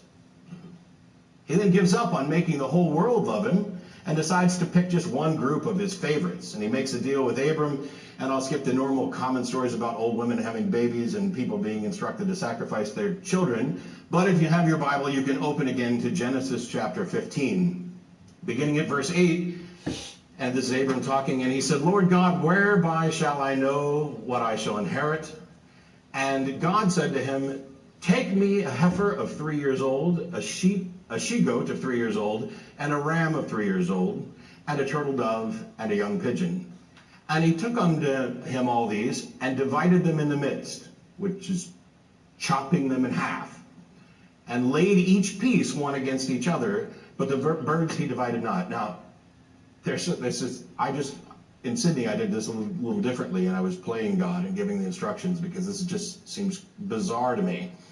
And we continue to verse 12, and it says, "When the sun goes down, a deep sleep fell upon Abram, and lo, a horror of great darkness fell upon him." God is talking to Abraham, talking to him, giving him instructions. "Hi, how you doing? I need you to go get some animals, chop them in half, and lay them out so that I can talk to you in a dream."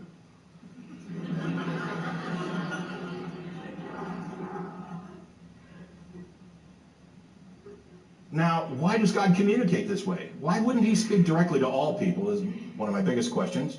Why does he speak directly to some and then give them instructions on how he can speak to them probably much more clearly in their dreams? And why would he sow the confusion amongst all the rest of us that Abraham appeared to be engaged in some sort of blood magic ritual from what Christians and Jews would consider to be pagan sources in order to get a vision if he's already talking to him?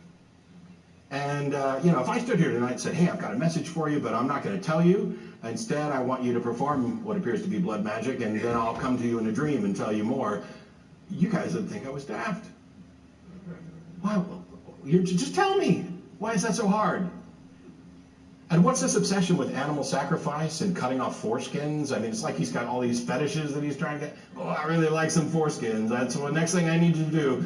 Oh, and then after you're done with that, make sure all of your family and all of your slaves give me their foreskins too, because that forever, yeah, forever." I think I created them just so I could have them cut off. This is how God supposedly communicates. He picks people to be a spokesperson. Moses, or more accurately Aaron, is the spokesperson for God.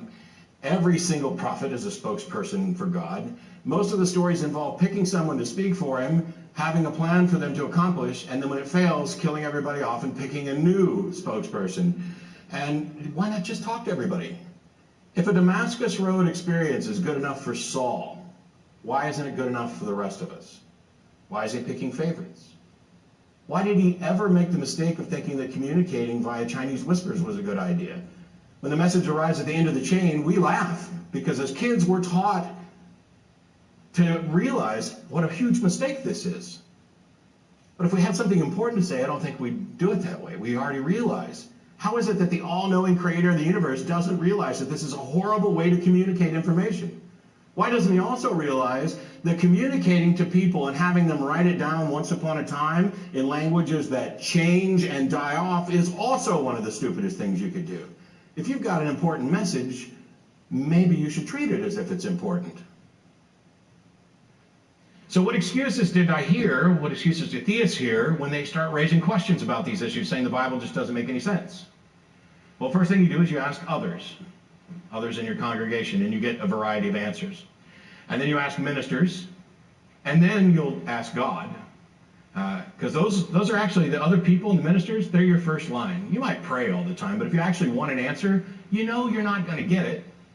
So you talk to the others. These are the people who are wise, who might help you better understand the dreams that God is going to visit upon you. You ask God, you get excuses, you get some pacifying answer. You then keep believing because you're encouraged to believe. Repeat, repent, reinforce, and regurgitate over and over again. God's ways are not our ways. God moves in mysterious ways. God is so much smarter and wiser than us that we can't understand. And God is testing us. When I'd have doubts or confusions about things in the Bible, I was given a number of these explanations, and they're not explanations. They don't give us any new information. They're ways to stop you from continuing to question. His name is Matt Dillahunty. It's Dillahunty. Dillahunty. Matt. His first name is Matt. And he runs a podcast out of Austin, Texas called The Atheist Experience. And he's quoting a lot of lines from his book called What I Would Do If I Were God. And he does this cool ass paraphrasing of Genesis and the creation story. And he paraphrases it in a way like it really sounds like it's not some profound shit. It's like, this dude, you're fucking up everything. If you're God, why does everything fuck up for you? And then you blame it on everything that you created. And I've thought that way for a long time. I've been listening to these guys, The Atheist Experience, for about a month now, and I love it. Because I wouldn't consider myself an atheist. I think there's something bigger than us that we just can't understand. Is it the God of the Bible? Is it the Judeo-Christian God? Fuck no. No, that's not how it works. But these guys don't believe in anything because they don't have proof for it. And the way that I see God is there's proof that we as a human species don't understand everything about our world. Our science cannot explain everything. And I think the things that we can't explain is God. It's not the guy in the Bible. That shit's not real. But there is something that keeps what we call reality in a certain order. So that, and it's only words and terms that humans have came up with, is our fucking physical laws of three-dimensional space-time, whatever makes that shit fucking works. Whatever makes matter, whatever makes a gas. That shit is God.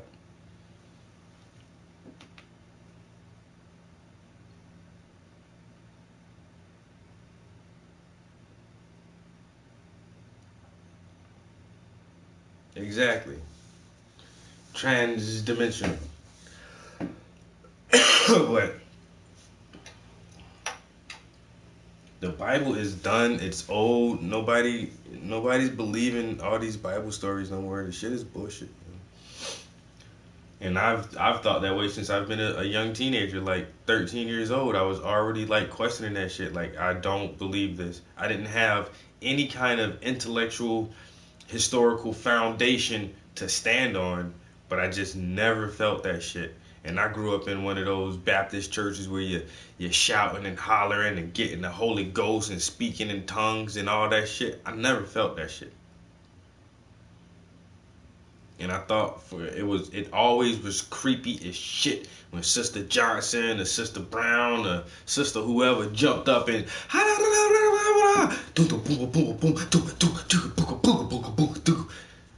I'm like, y'all motherfuckers is crazy. I'm talking about I was a young boy looking at motherfuckers like that shit was scary, kind of creepy to me, yo. Like, like,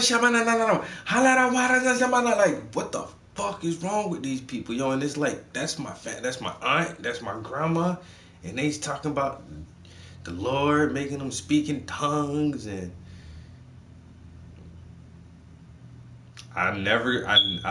my entire life I've never felt that shit, yo. Like, it's the weirdest thing. Like,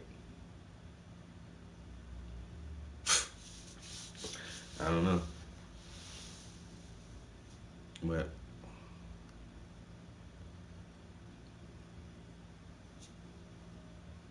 yo, windows in the church be sweating.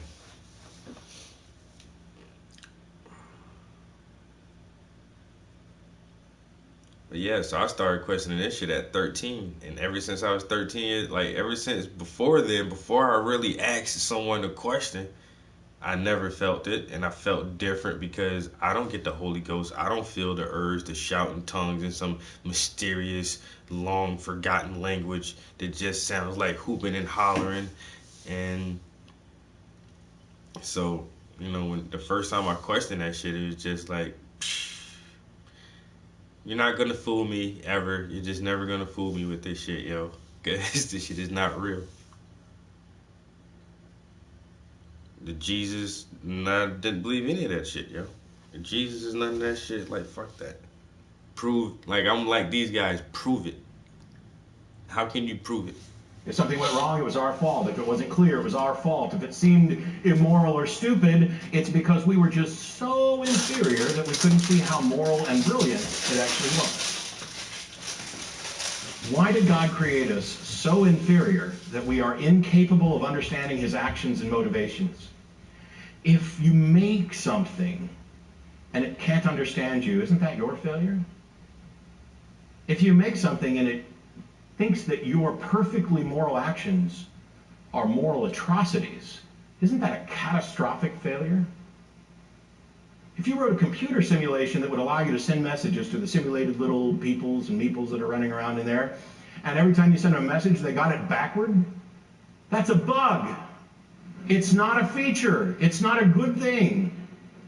And while, yes, I guess I would delete and start over, which is kind of like roughly wiping out the population of my simulation, it would be my fault, not theirs. Poor little people in my game. It's the sort of claim that the village idiot could make. If there was an individual who stood in front of humanity and said things that the overwhelming majority of the best and most educated thinkers viewed as absurd, Lord, and I thought would we just accept this person's claim that, oh, all those great thinkers are just too dumb to understand my brilliance? Or would we possibly medicate them to prevent them from doing harm to us? I wasn't stupid any more than any. This motherfucker's stupid. Second coming.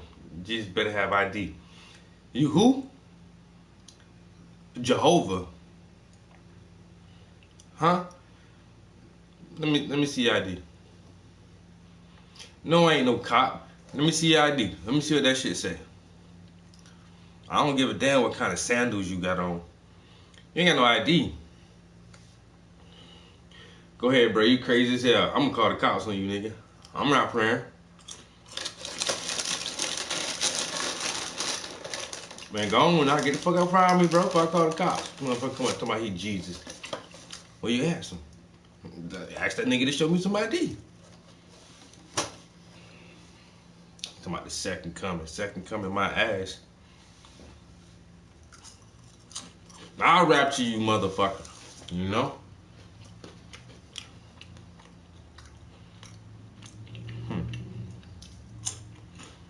Yeah, y'all watch that? That was on Cartoon Network. I watched what channel that was on? Black Jesus. I watched like a couple episodes of that shit, yo. It was kind of funny. It had little funny parts in there, but even that shit was kind of corny too, man. I was like, what the fuck? Yes. We're all stupid about something at some point. Bro, I swear to God, that's the ones I go for, the pepper jack. But when whatever store I went to, and I think I specifically made just a snack run, nigga. I wasn't getting no meats and no vegetables or nothing. I was going for junk food. I need some chips, some cookies, and some crackers. And I swear they ain't had the pepper jack Jones. They had the cheddar jalapeno. Those are good too. I ain't gonna lie. The cheddar jalapeno, the white cheddar cheese, the regular ones, and these, and no pepper jack. I'm like, son of a bitch. I got every other flavor. The goal, I hope, is to be less stupid. Idiot, moron, foolish, deceived, liar. We're all those things all the time. My IQ did not go up when I stopped believing the things that I now view as superstition and fables. I don't always allow myself to put my theist thinking cap back on and think the exact same way that I used to, but I can a bit, and it helps. And one of the things it helps me to do is have a bit of compassion. Yes, there are horrible con artists within religion. There are people who are using it to exploit others. There are people who clearly know that they don't actually believe what they're saying, but that's not most of them. They're not all mega pastors. Most of them have second jobs, and most of the pastors in the small towns. I look at them as victims, and not victims in the saccharine pity sense, but victims in the sense that they are human beings who have fallen prey to a bad idea, and we can help. They don't always know what they actually believe, and they may just believe in belief. In other words, they may not be convinced that the specific claims of their church are true, but they may be convinced that it's important and valuable for them to proclaim that they believe and then act as if they believe. Pascal understood this when I did a Patreon video about Pascal's wager. Belief is not a choice. You believe something, that means you accept that it's true. You didn't just choose to believe. You do make choices to some extent. But belief is the state of being convinced, and you become convinced, and you can become convinced for good reasons or bad reasons. And Pascal pointed out that if you don't believe, if you think that you can't believe, you aren't convinced, you should act as if you believe, because belief will come later. Pascal was encouraging intentional self-deception. When I was in Sydney, I took some time out to speak to some street preachers, and that was fun. We got there, and Arn set up shop over on one corner where there was somebody preaching with a megaphone, and I went over to another corner, and I just stood there and I waited, because I know what they're going to do. I don't have to go door to door. People were like, oh, you should come join our forum. Somebody was saying that earlier. You should join our forum if you want an argument. I've been doing this for 10 years on the show, and more years before that. I got more than enough arguments. They come, they call me, they email me. I don't ever have to go looking for one. And then I stand in front of the preacher. I know in just a second he's going to walk over to me and want to share his love for Jesus. And I had 3 different conversations. This is why I wear gloves. He just kept getting louder. He didn't know the Bible. He tried to make excuses. We talked about slavery because that's my go-to. It's really simple. Is slavery immoral? Oh, yes. Is the Bible the Word of God? Yes. Is God moral? Yes. Then why does he say you can own slaves? Why does he expressly say in Exodus 21, Leviticus either 23 or 25, and then again in Deuteronomy, that you can enslave your fellow Jews, but you have to let them go after 6 years unless you trick them by giving them a wife and kids? Why does he say, as far as owning other people other than Jews, they are your property forever. You can buy your slaves from the heathen who surround you, pass them on to your kids. You can beat them as long as they don't die within a day or two. Oh, no, that's the Old Testament. Yeah. Exactly. Yeah. You know what else is the Old Testament? The Ten Commandments, original sin, all of the prophecies that you want to cite for Jesus. You don't get just chuck out that entire section. So you get in this back and forth, and there reached a point where I don't remember what he was saying, but it was the rough equivalent of no. It was like, do you believe me now? Do you believe me now? Do you believe me now? I asked the people who were standing there. I'm sitting there, and I just asked simple questions, and I kept my voice slightly lower than his. And he got to where that was his response. The second guy I talked to, when we had a similar conversation, blank face. Just stopped talking. I swear to the God I don't believe in that it was like somebody flipped a switch and turned his brain off.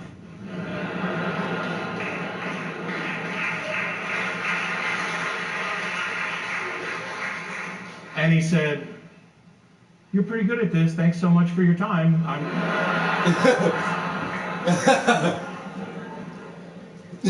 There's a third guy who was convinced that the Gospels were actually written by Matthew, Mark, Luke, and John, would not accept the fact that even, yes, the most knowledgeable Christian scholars recognize that these are names that were put on by the church as a matter of tradition. We don't know who wrote them. We don't have the originals. It didn't make any difference. He was laughing out loud when I suggested that the earth might, in fact, be billions of years old. Oh, ha, ha, ha. And I told him I'd laugh too. If I had this baggage that you have, if I had this understanding and somebody told me this, it would seem absurd and I would laugh. Why is it that they're convinced of these things? In many cases, it's because in addition to believing that there's a magical God governing the universe, they've also been convinced that there's a very powerful evil being trying to deceive them. And they have to be diligent and on guard at all times, cling to their religion, and in order to avoid being deluded. That evolution is a fairy tale for grown-ups constructed by the devil. You just have to have a little more faith. You have to trust God because he knows better than us. As if I could trust someone that won't even talk to me in any perceptible way. Yesterday I had a sit-down here in Melbourne with an Anglican preacher. I don't know if he's here or not. I think he had another engagement. And he gave his reasons for believing. I thought I'd go through them. I don't really need to do too much of a response, but I will. He was raised, so they build this as he was raised an atheist and is now Christian, and I was raised Christian and I'm now an atheist. The truth is, we both started as non-believers. He got convinced of some garbage. Then we both got convinced of Christianity. Then I figured out that we didn't need to be convinced of this. There was no good reason, and he hasn't figured that out yet. That's the true story. Why did he become a Christian? Well, he spent a lot of time talking about how he fancied a girl who was Christian. How he met some happy Christians, how the girl's father took him out on a beach at night and basically tried to instill in him this idea that his atheist views meant that his life was without value and that he could strangle him right on that beach, chop his body up into little pieces and use it to fertilize his garden. The love of Christ. And that this was one of the reasons that he was convinced to convert, but there's more than that. He was also convinced because he can't believe that all of this is an accident, because he wants there to be an absolute foundation for morality, and because he doesn't like the idea that we start and end as nothing, so the middle must be worth nothing as well. None of those are reasons to believe, even if they were correct. You like a girl who's what would happen if you met a Hindu girl or Buddhist girl or secular humanist girl? Woo! He met some happy Christians. I met happy all kinds of people.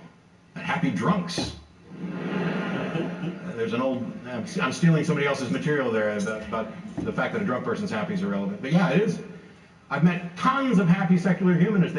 People have this idea that, oh, you can't have any joy in life from the clip earlier. I get more hugs and more smiles and have more fun. And the thing that's different between, oh, you guys are just like church. No, when I was with church groups, I got hugs and smiles and friends that all left as soon as my views on religion changed, and the activities that we participated in were always somehow wrapped up in the church. With you guys, I go to museums and zoos and science lectures, and none of you have abandoned me just because we might disagree on one little piece of something or another.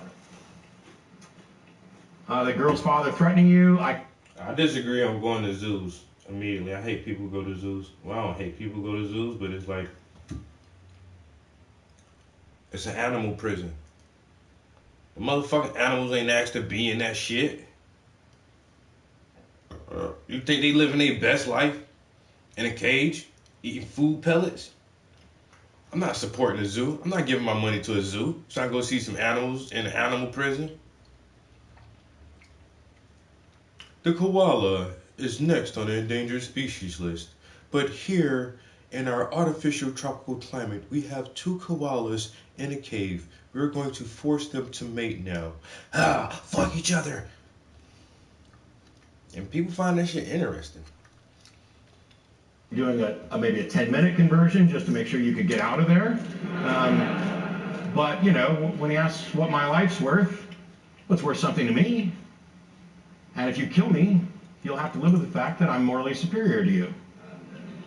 Because I'm not going to kill you. I'm not even going to be mad at you. Or at least not much. He can't believe this is all an accident, yet he's fine with the laws of physics in small doses, but tosses them out when we want to try to combine those effects into a chain. It's like saying, yes, I see that the big hand on the watch can move from 1 minute to the next, but I just can't believe that it makes it all the way around.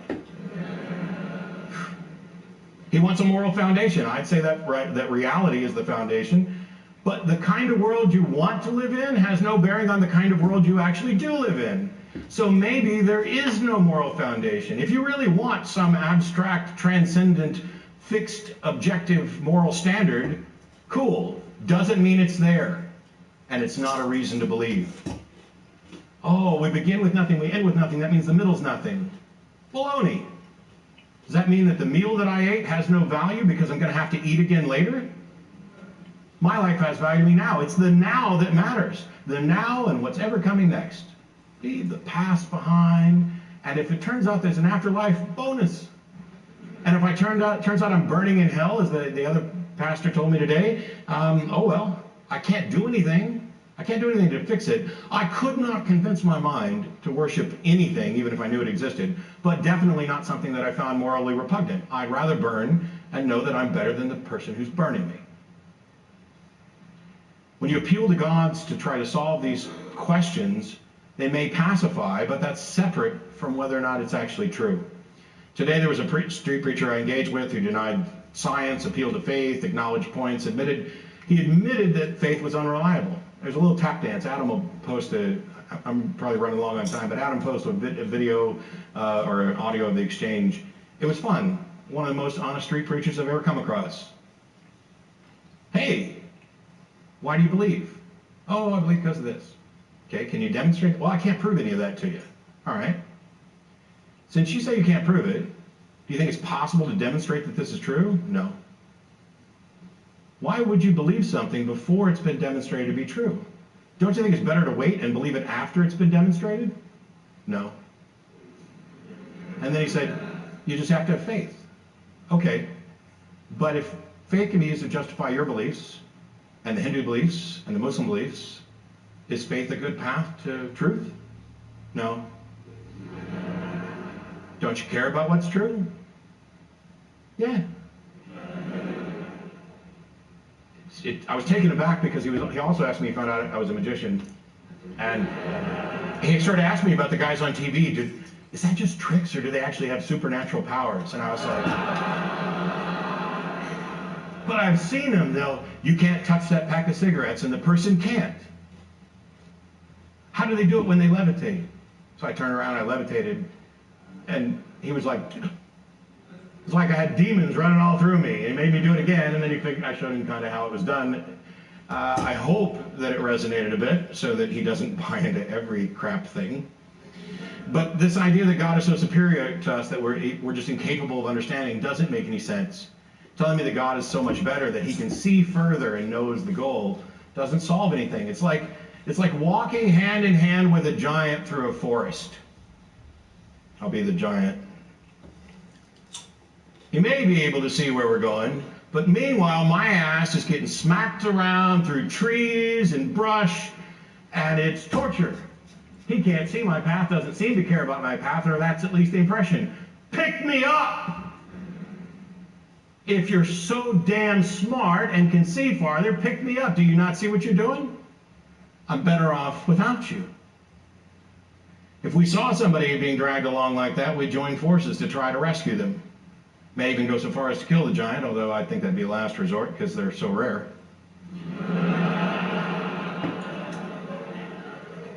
So either pick me up to your level or piss off. I'm trying to make it without losing a limb.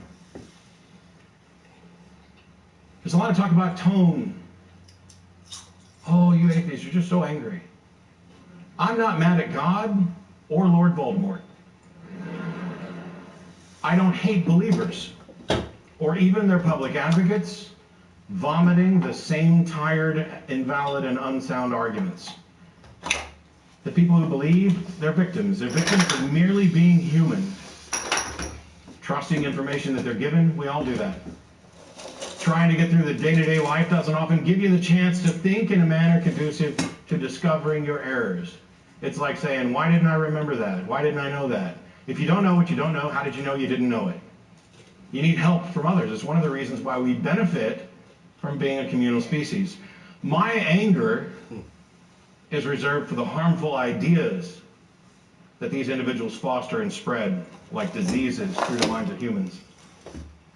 If I thought they were stupid, I wouldn't waste my time talking to them. If I thought they were evil or incapable of reasoning, I wouldn't waste my time. Yes, there are people who exploit the flaws in our thinking. Some of them do it for entertainment as magicians. Some of them do it as frauds, as psychics, and faith healers. I can't tell the difference between the person who's intentionally using religion to fool someone and the person who is sincerely using religion to fool someone. David Hume is my favorite philosopher, and there's a number of quotes from him.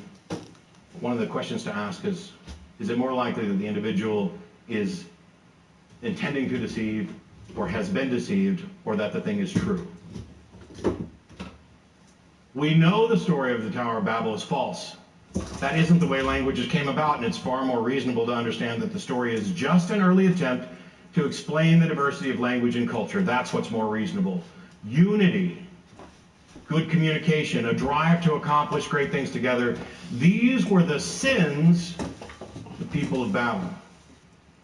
These were the things that God supposedly just couldn't tolerate. These are the cornerstones of humanism. These are the things we strive for, the things we must strive for if we're to better our world. And we have bettered our world, and will continue to. I said in the past that if there's a God and he's not a humanist, fuck him. I think that today I'd say something a little bit different. If there is a God, and I have no reason to think there is one, or care much about God playing an eternal game of hide and seek, but if he exists and he's not a humanist, I would hope that he's open to being convinced. I would hope that he can see reason. I'd hope that he could bend down and see our path. And I'd hope that he'd be able to understand things as we do. And I hope that he's nothing like the childish, vindictive, inept fool depicted in so many holy books. I hope that he can empathize and help. Because if he's just the oafish giant, uncaringly dragging people through the jungle, or an imaginary friend that reflects our own self-loathing and fear, fuck him, we're better off on our own.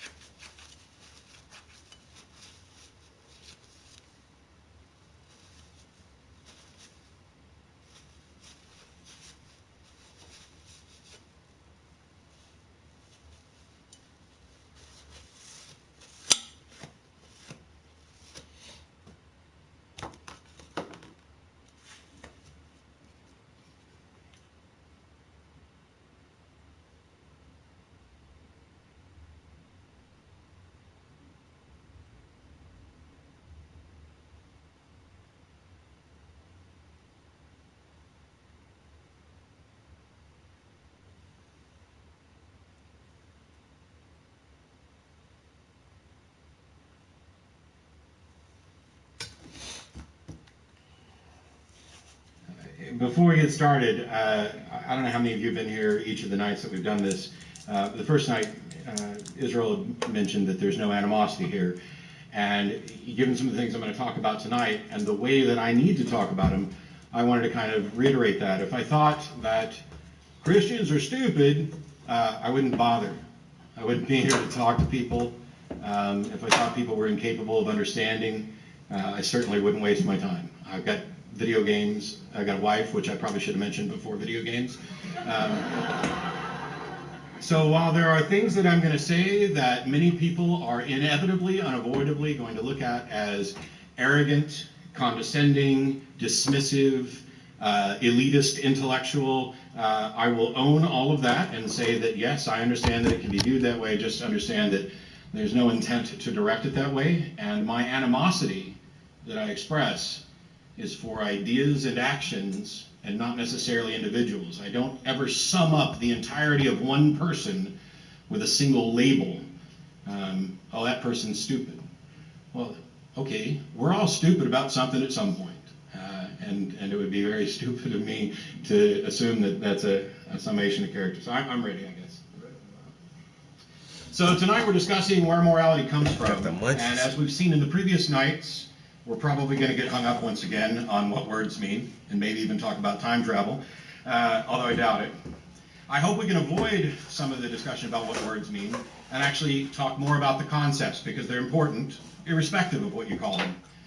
But I need to start tonight by taking a step back, based on things that I've seen and heard throughout the day, and to say that, and I might get preachy, which you're used to, but I have no problem with ignorance.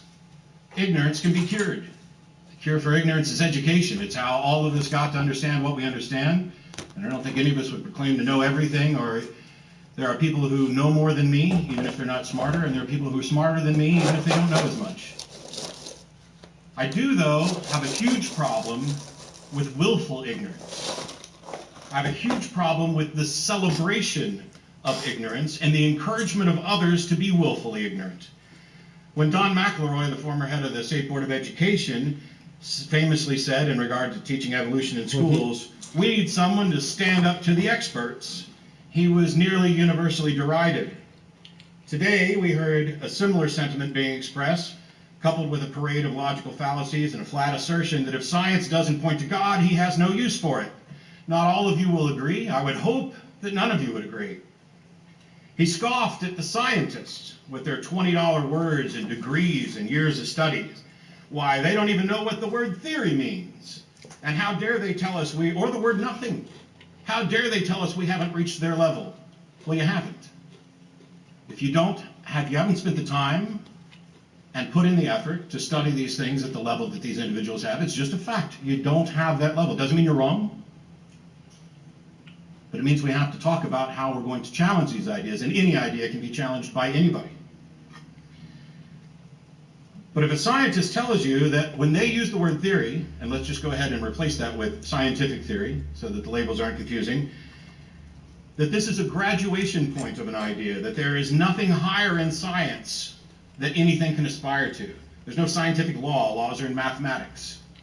Theory is it. Theory is as high as you get. And that this isn't just an educated guess. It is not the equivalent of there's a theory I could jump off this building and float. It's not just a guess plus time. It is the result of testing, validation, falsification, the rigid attempts to demonstrate that it is wrong. And by the way, a hypothesis has no merit if it is unfalsifiable, if it's impossible to prove it wrong. Peer review, which is not just having my buddies look at it and saying, yep, that looks good, which is the process of attempting to show that it's wrong and that it's reproducible. And it's the system that consistently produces demonstrably reliable results, makes predictions that are useful, unlike the young Earth creationist model, which does not make testable predictions. And if your response to that is that they're simply using the word theory wrong, you have deceived yourself and you have avoided the subject because you have not in any way offered a response to what they're actually talking about. You have allowed the language to get in the way of the concept. I've seen ministers up here acknowledge that they have no expertise in a particular scientific field, that they don't understand it, that it's beyond their grasp, and not a few seconds later they are deriding that same science and calling it ridiculous. If you want to know about science, maybe you should talk to the people who actually have the expertise in it. They dismiss dating methods that show an ancient universe while embracing those same methods to date Göbekli Tepe. It's cherry picking. They reject the same foundations of biology that they use in medicine when they need treatment. The truth of the evolutionary process is demonstrated in the effectiveness of vaccines. It's a bit like saying that a yardstick is a fine measurement for a bolt of fabric or a football field, but not for really big things. Yes, we have different units so that we can deal with smaller numbers, but you can measure the number of yards between here and the moon. Objecting to a method, and that's what science is, a method, while making use of it when it suits you, is dishonest. There's been a lot of science denial this weekend, and some of it has been in the guise of actually embracing science. That's really disconcerting to me. There are, though, and I would point out that, I skipped this part. They're doing this while simultaneously, the ministers that are getting up here and saying I don't have an expertise in science, but I'm going to tell you why it's wrong, are doing it while simultaneously deriding scientists for not having an expertise in the Bible and demonstrating that it's wrong. Hypocrisy knows no bounds. There are, though, atheists and scientists who do have expertise in the Bible and who reject the claims of theism and atheism and Christianity. And despite claims to the contrary, they do attack and deal with Islam and other religions. All the classical arguments, the cosmological argument, etc., aren't tied to Christianity. These are tied to the top-level theistic proposition. And if anybody follows Richard Dawkins on Twitter, you can be rest assured he's gone after Islam rigorously. And if you don't think atheists are going after Islam, you should maybe look into Maryam Mazi and Ayaan Hirsi Ali and the fact that Sam Harris addressed it in The End of Faith. The idea that any of us are scared to say that Islam is a vile religion that is committing atrocities on its adherents is absurd. I've said it. Do I deal with it all the time? No, because Islam doesn't affect my life that much. It's not my area of expertise, and I live in the United States where I'm primarily dealing with Christians and Christianity in my background. And so I also do a call-in show, so we tend to talk about whatever the callers are talking about. There are people who are experts in the Bible who aren't Christians. Biblical scholars like Bart Ehrman and Richard Carrier.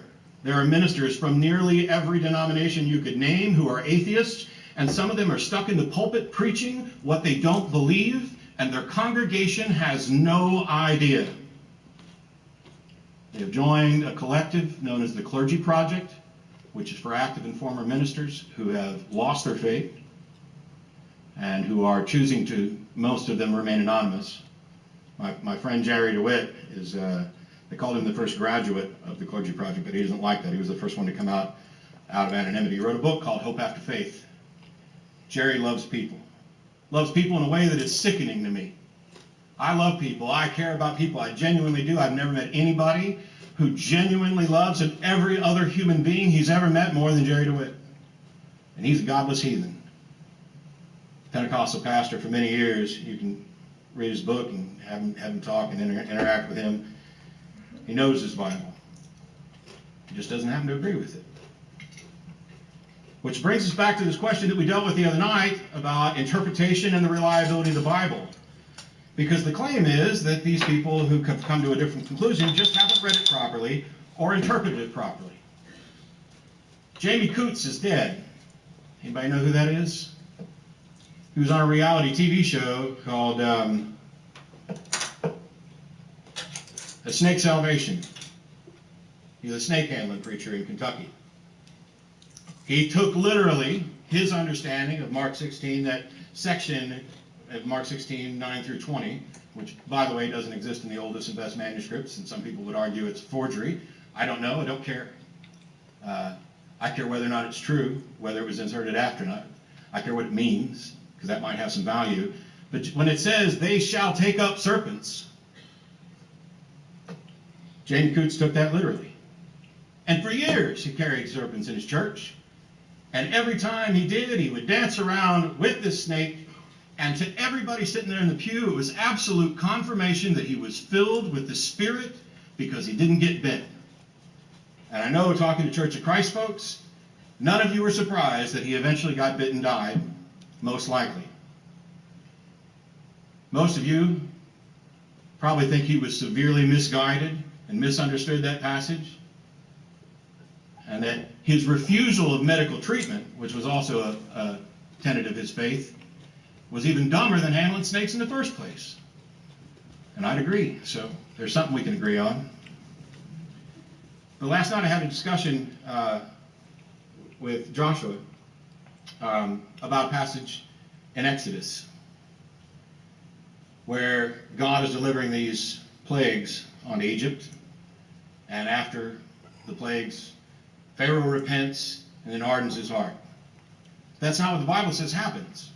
What the Bible actually says happens is it said, I, the Lord, have hardened Pharaoh's heart. This is the literal word for word. And the Lord comes to Moses and Aaron and says that I, the Lord, have hardened Pharaoh's heart. It goes on, and Pharaoh repents, and then it says the Lord hardened Pharaoh's heart. And I had a problem with this. It seems to me like a violation of his free will. It seems to me like Pharaoh did actually repent. And Joshua corrected me, gave me what his understanding of the interpretation, or his understanding of what that passage means was that God didn't actually harden Pharaoh's heart, that he maybe arranged the circumstances so that Pharaoh would harden his own heart. But what the passage says, on a plain reading, is the Lord hardened Pharaoh's heart. If the literal, clear reading can be interpreted in the exact opposite way, where are we? If the passage says the Lord hardened Pharaoh's heart, and the correct interpretation is that the Lord didn't harden Pharaoh's heart, but that he allowed Pharaoh to harden his own heart, why didn't it just say that in the first place? If the passage says they shall take up serpents, and that wasn't actually the intent for everybody forever, maybe it should have said that in there. Maybe there should have been more clarification. Maybe Jamie made a horrible mistake and didn't read some other passages that he could have used for clarification. I don't know. The religious moral argument in every version that I've ever seen, I don't know if this will apply tonight, is a fallacious appeal to consequences. Wow, what's that? Last night I said, if you get nothing else out of this, take this away. Forget that. If you get nothing else out of this weekend, take this away. I implore you, I beg you, don't give up your religion. Don't take science. Don't set aside science. Set aside the claims of science. And for some period of time, set aside your Bible. You can go back to it. It's not going anywhere. Nothing's changing. And spend some time understanding the structure of logical arguments. Spend some time examining why we know there's 256 logical syllogisms, which ones of them are valid and why, so that you understand fallacious arguments. This is the foundation of all reason and all thought. And it is correct and true. And if the Bible is correct and true, then it will withstand being placed in a syllogistic form and evaluated. Because I've heard some rather terrible, obvious fallacies over the course of the weekend. It can't hurt you. Can't hurt anybody. To take a few minutes, a little bit longer than that, and actually investigate the logical absolutes, the structure of syllogisms, and how you identify fallacies, because we are terrible at it. And the reason that we have syllogisms is to make it easier to identify the fallacies. Because when you have an argument that's placed in conversational form, it's really hard. And if it's placed in a conversational form where you already have some motivation to believe, it may be virtually impossible. You have to pull it out of context. The objection, I don't know how many were here for Gabriel's talk at the end of the session before dinner. Gabriel and I aren't very far apart on our view of morality and how you can get to morality. It seems to me that the sticking point between our views, and I'll talk more about my view in just a minute, is whether or not there is an absolute source, whether or not there needs to be an absolute source, and whether or not that source is God. As far as the mechanics of building secular idea, or a moral system from purely secular means, our thoughts aren't greatly different. The objection in the moral argument seems to be, if there is no God, then there is no absolute standard. What's the second premise in that argument? If it's, I'm not going to go through the deconstruction here because it would just confuse people. The argument seems to be, if there is no God, there is no absolute standard for morality, and I don't want to live in a world where there's no absolute standard for morality, therefore there's a God. And friends, the world you want to live in has no impact on the world that you actually do live in. And that's why there's a potential fallacy in almost every formulation of that moral argument. There may or may not be an absolute standard. But if there is, you need to demonstrate why it needs to be a God after you've demonstrated that there needs to be a standard. The claim is that we must have a God to point to settle the disagreements about the things we all already know. That if there is no God to point to, that I can have this view of morality and you can have this view of morality, and we're just going to keep disagreeing. We have no way of settling it. Well, guess what? If I have this view of morality and you point to a God, you haven't settled a thing. We are no closer to agreeing because I don't accept your authority. I don't accept the authority that you're pointing to. It does not solve the problem that people are claiming that it solves. We have a fiat money system in the United States. We used to have a gold standard. I'm sure a lot of people would like to go back to gold standard. It seems really absolute. No, it's not. Gold doesn't have a value intrinsic to gold. It's based on its rarity. It's based on its demand. It's based on what we said. And the fact that we have this fiat money system doesn't mean that we can't tell real currency from fake currency. And it doesn't mean that we can't determine that something is overpriced or underpriced. We may quibble in the difference, but if you tell me you've got a pencil that costs $2 billion, you're nuts. And I don't need to point to a God or a government standard to show that that's the case. And neither would you. Secular moral systems, by appealing to reality, use the demonstrable facts about physical reality as the only absolute that they would point to. Yes, it is still a situational system of morality, that each situation needs to be judged independently, and I can't think of any other way that it could possibly work, and I don't think anybody else could either. We all accept that the situation matters. There's a reason why the laws about killing someone Yo, Mike, what's up, bro? in the United States aren't simply thou shalt not kill. You know how many different types of murder there are and qualifying? Listening to Matt Dillahunty from The Atheist Experience.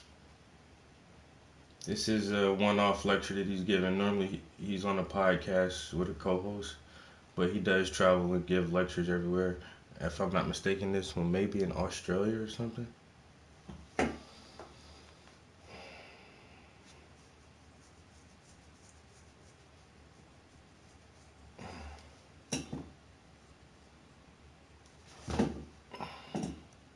It's because we recognize that if you run over and you hit somebody with your car, that's very different from intentionally picking up a loaded weapon, loading it, walking in and shooting them. There is a difference. There's a situational difference. It's not just about the result.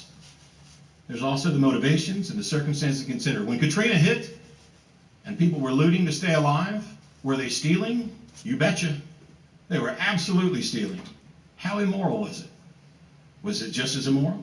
If somebody has a heart attack in front of a drugstore that's closed, how immoral is it to break through that window and get the defibrillators or the medicine that they need? Are those equivalent? You can't have this in a simplistic, non-situational moral system. My model, which by the way, isn't necessarily right. I have ideas about morality. I might be wrong. I'm okay with the idea that there being, for any given situation, a moral absolute. We are physical beings in a physical world. There are truths to be discovered about how reality impacts us. These truths are part of physical reality. And we evaluate the consequences of actions with respect to well-being. And I'll get back to well-being in a minute. I don't know how much time I've got left, but battery acid is bad for you. I don't know if that's news to anybody, but if you tried to drink battery acid, probably bad. What if we found somebody that it wasn't bad for? Does that mean that we were wrong? No. Just like peanuts are pretty good, but boy, there's some people who have a really bad reaction to peanuts. This idea that there is a universal truth about something for every situation and every individual is one that is simply denied by reality. What we're talking about are general truths. And we need to accept this, because when we get outside of those general things, those things that are obvious, this idea that it seems obvious to us that just running around, walking into a church and blowing everybody away is obviously wrong, but there may be other areas where there's a little more wiggle room where we're trying to understand. Today we heard that you learn your morality from your parents, and then they from their parents, and they from their parents, and this goes on back and back. So where did the first ones get it from? Well, clearly, according to the Bible, it's handed down to Adam and Eve by God. They've got an account here that purportedly goes from the beginning to us. The problem is that's not how you learn about morality. Yes, your parents teach you, but you add to it. My parents added to what their parents had. Their parents added to what their parents had. That's how we learn and grow. That's the value of this system. We can figure out where we were wrong in the past.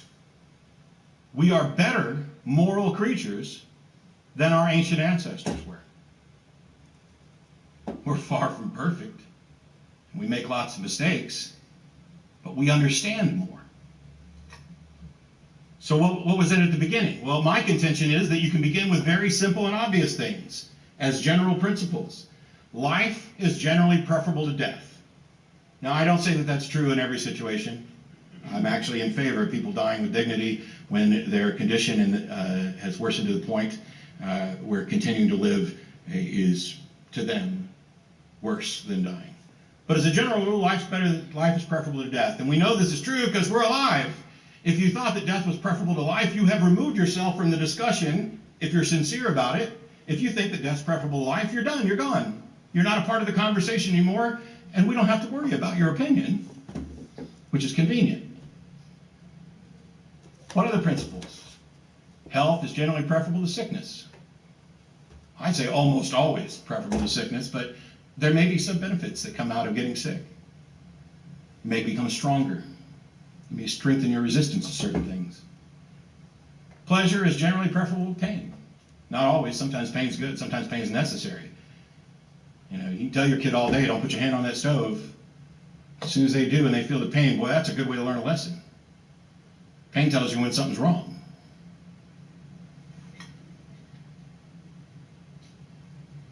The thing about secular moral systems that make appeal to reality and don't try to go further is that they recognize our limitations, and the attempt is to construct a methodology, not a why, but a methodology for answering the difficult questions about how we live.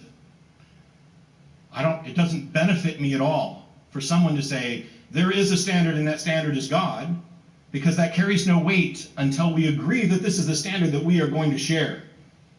There may be a God, I might disagree with him.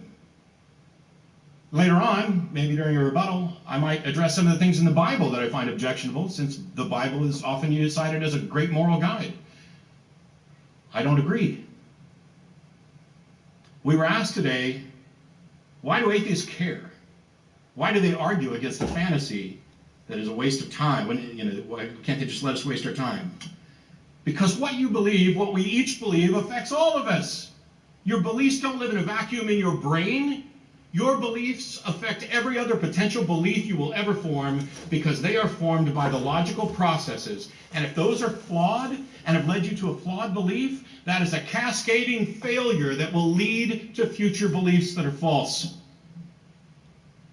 It's not a waste of time. It's not just, if religious people, not all of them, not even you guys, were to just have their beliefs and live off segregated somewhere, there would be very little complaint.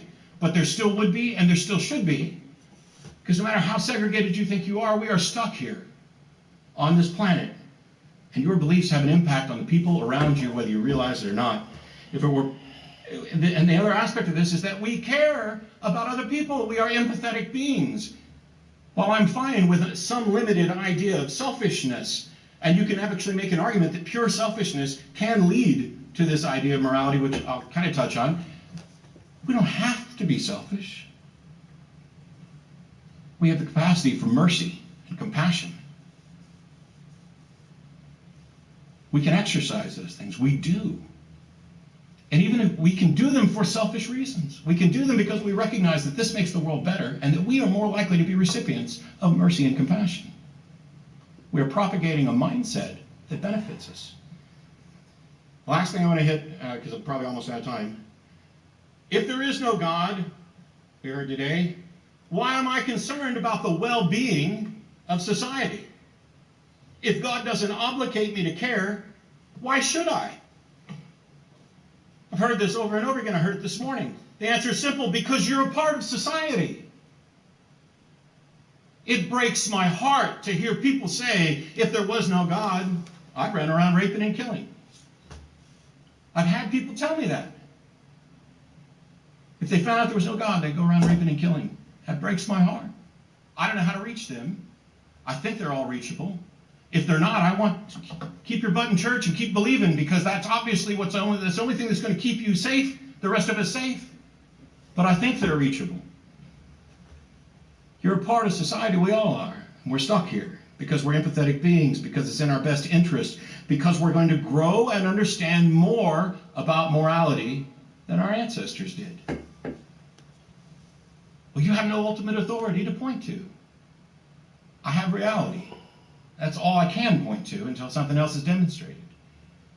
But yeah, but without this ultimate authority, we can't settle any arguments. We can't settle any arguments even if there is an ultimate authority. My bad, guys. I You didn't actually realize the accept camera was that down. authority.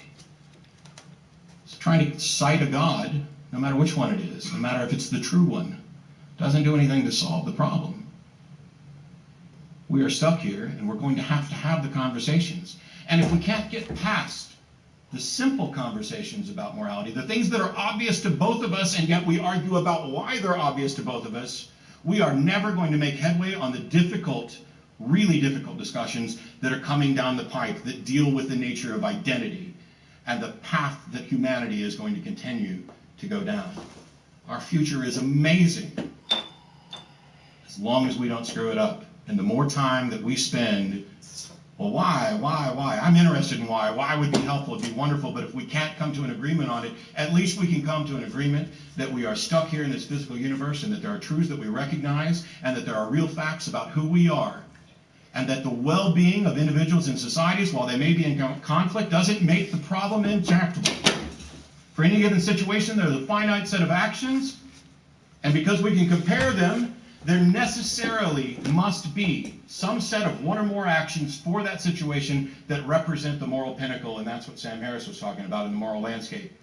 While I don't agree with him on everything, our moral views are very similar. I heard today that science can't tell us anything about morality because you can't put morality in a beaker or a centrifuge. Man, science is so much more than beakers and centrifuge.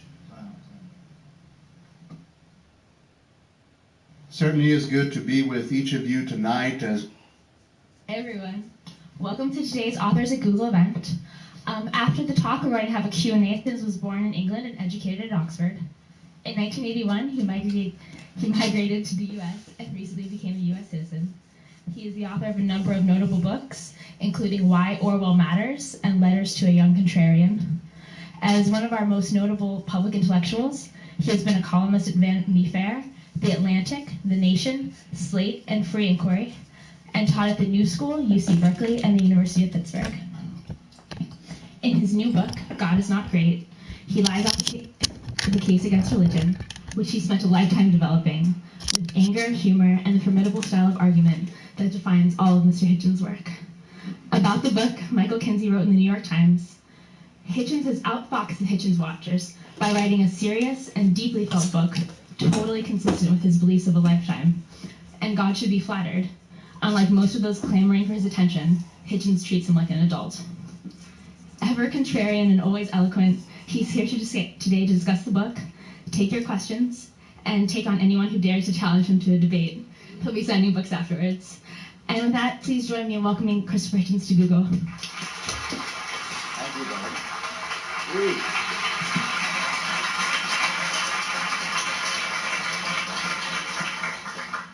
Well, thank you so much for that suspiciously grudging introduction. And thank you very much, ladies and gentlemen, for coming. I understand we've only got the balance or so of an hour together, so I'll try and break the rule of a lifetime and be terse.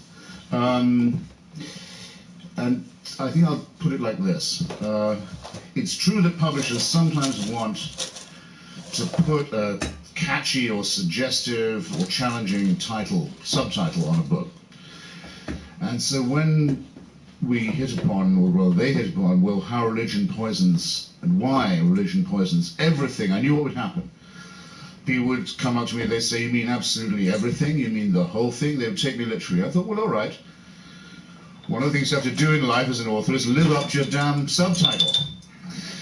So I thought today I'd defend the subtitle, because I think the title probably, when it came to me in the shower, I realized pretty much does speak for itself. Unlike that sign outside Little Rock Airport, huge yellow and black sign that you see from the other that says just Jesus. A word I have used myself, and a name I know, but put like that seems to say both too much and too little. You know what I mean? Well, here's how religion has this effect, in my opinion. It is derived from the childhood of our species, from the bawling, fearful period of infancy. It comes from the time when we did not know that we lived on an orb. We thought we lived on a disc. When we did not know that we went round the sun, or that the sky was not a dome, when we didn't know that there was a germ theory to explain disease and innumerable theories for the explanation of things like famine. It comes from a time when we had no good answers, but because we are pattern-seeking animals, a good thing about us, and because we will prefer even a conspiracy theory or a junk theory to no theory at all, a bad thing about us, this is and was our first attempt at philosophy, just as in some ways it was our first attempt at science.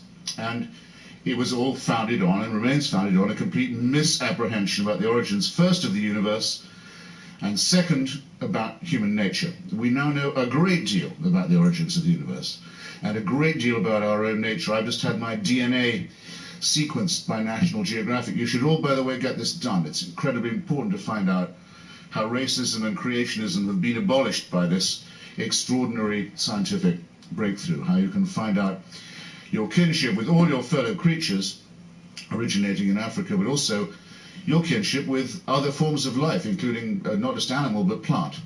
And you get an idea of how you are part of nature and how that's wonderful enough. And we know from Stephen Hawking and from many others, Steven Weinberg and many other great physicists, an enormous amount now about what Professor Weinberg's brilliant book calls the first 3 minutes, the concept of the Big Bang. And we can be as sure as we could probably need be that neither this enormous explosion that set the universe in motion, which is still moving away from us at a great rate, nor this amazingly complex billion year period of evolution, we can be pretty certain it was not designed so that you and I could be meeting in this room. We are not the objects of either of these plans. These plans don't know we're here. Sorry to say, wouldn't know or care if we stopped being here. We have to face this alone with the equipment, intellectual and moral, that we've been given, or that we've acquired, or that is innate to us. And here's another way in which religion poisons matters. It begins by saying, well, why don't we lie to ourselves instead?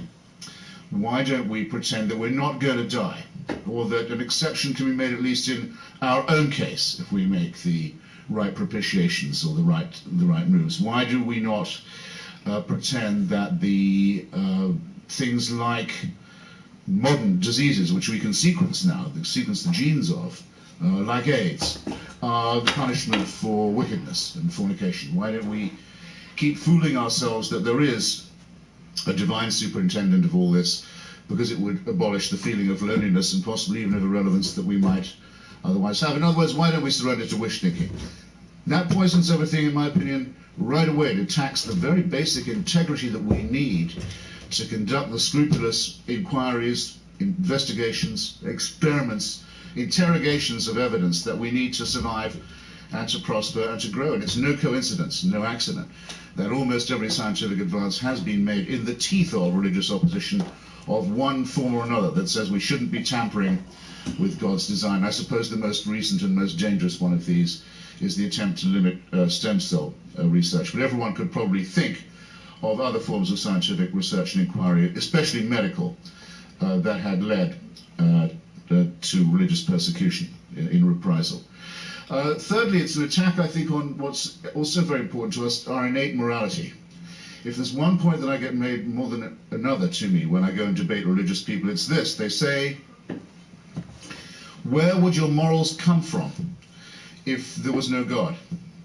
It's a question that's posed in Dostoevsky's wonderful novel, The Brothers Karamazov. One of the brothers says, it's Smerdyakov actually, the wicked one, says it.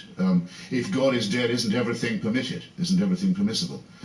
Where would our ethics be if there was no superintending deity? This again seems to me a very profound insult to us in our very deepest nature and character. It is not the case, I submit to you, that we do not set about butchering and raping and thieving from each other right now, only because we're afraid of a divine punishment or because we're looking for a divine reward. It's an extraordinarily base and insulting thing to say to people.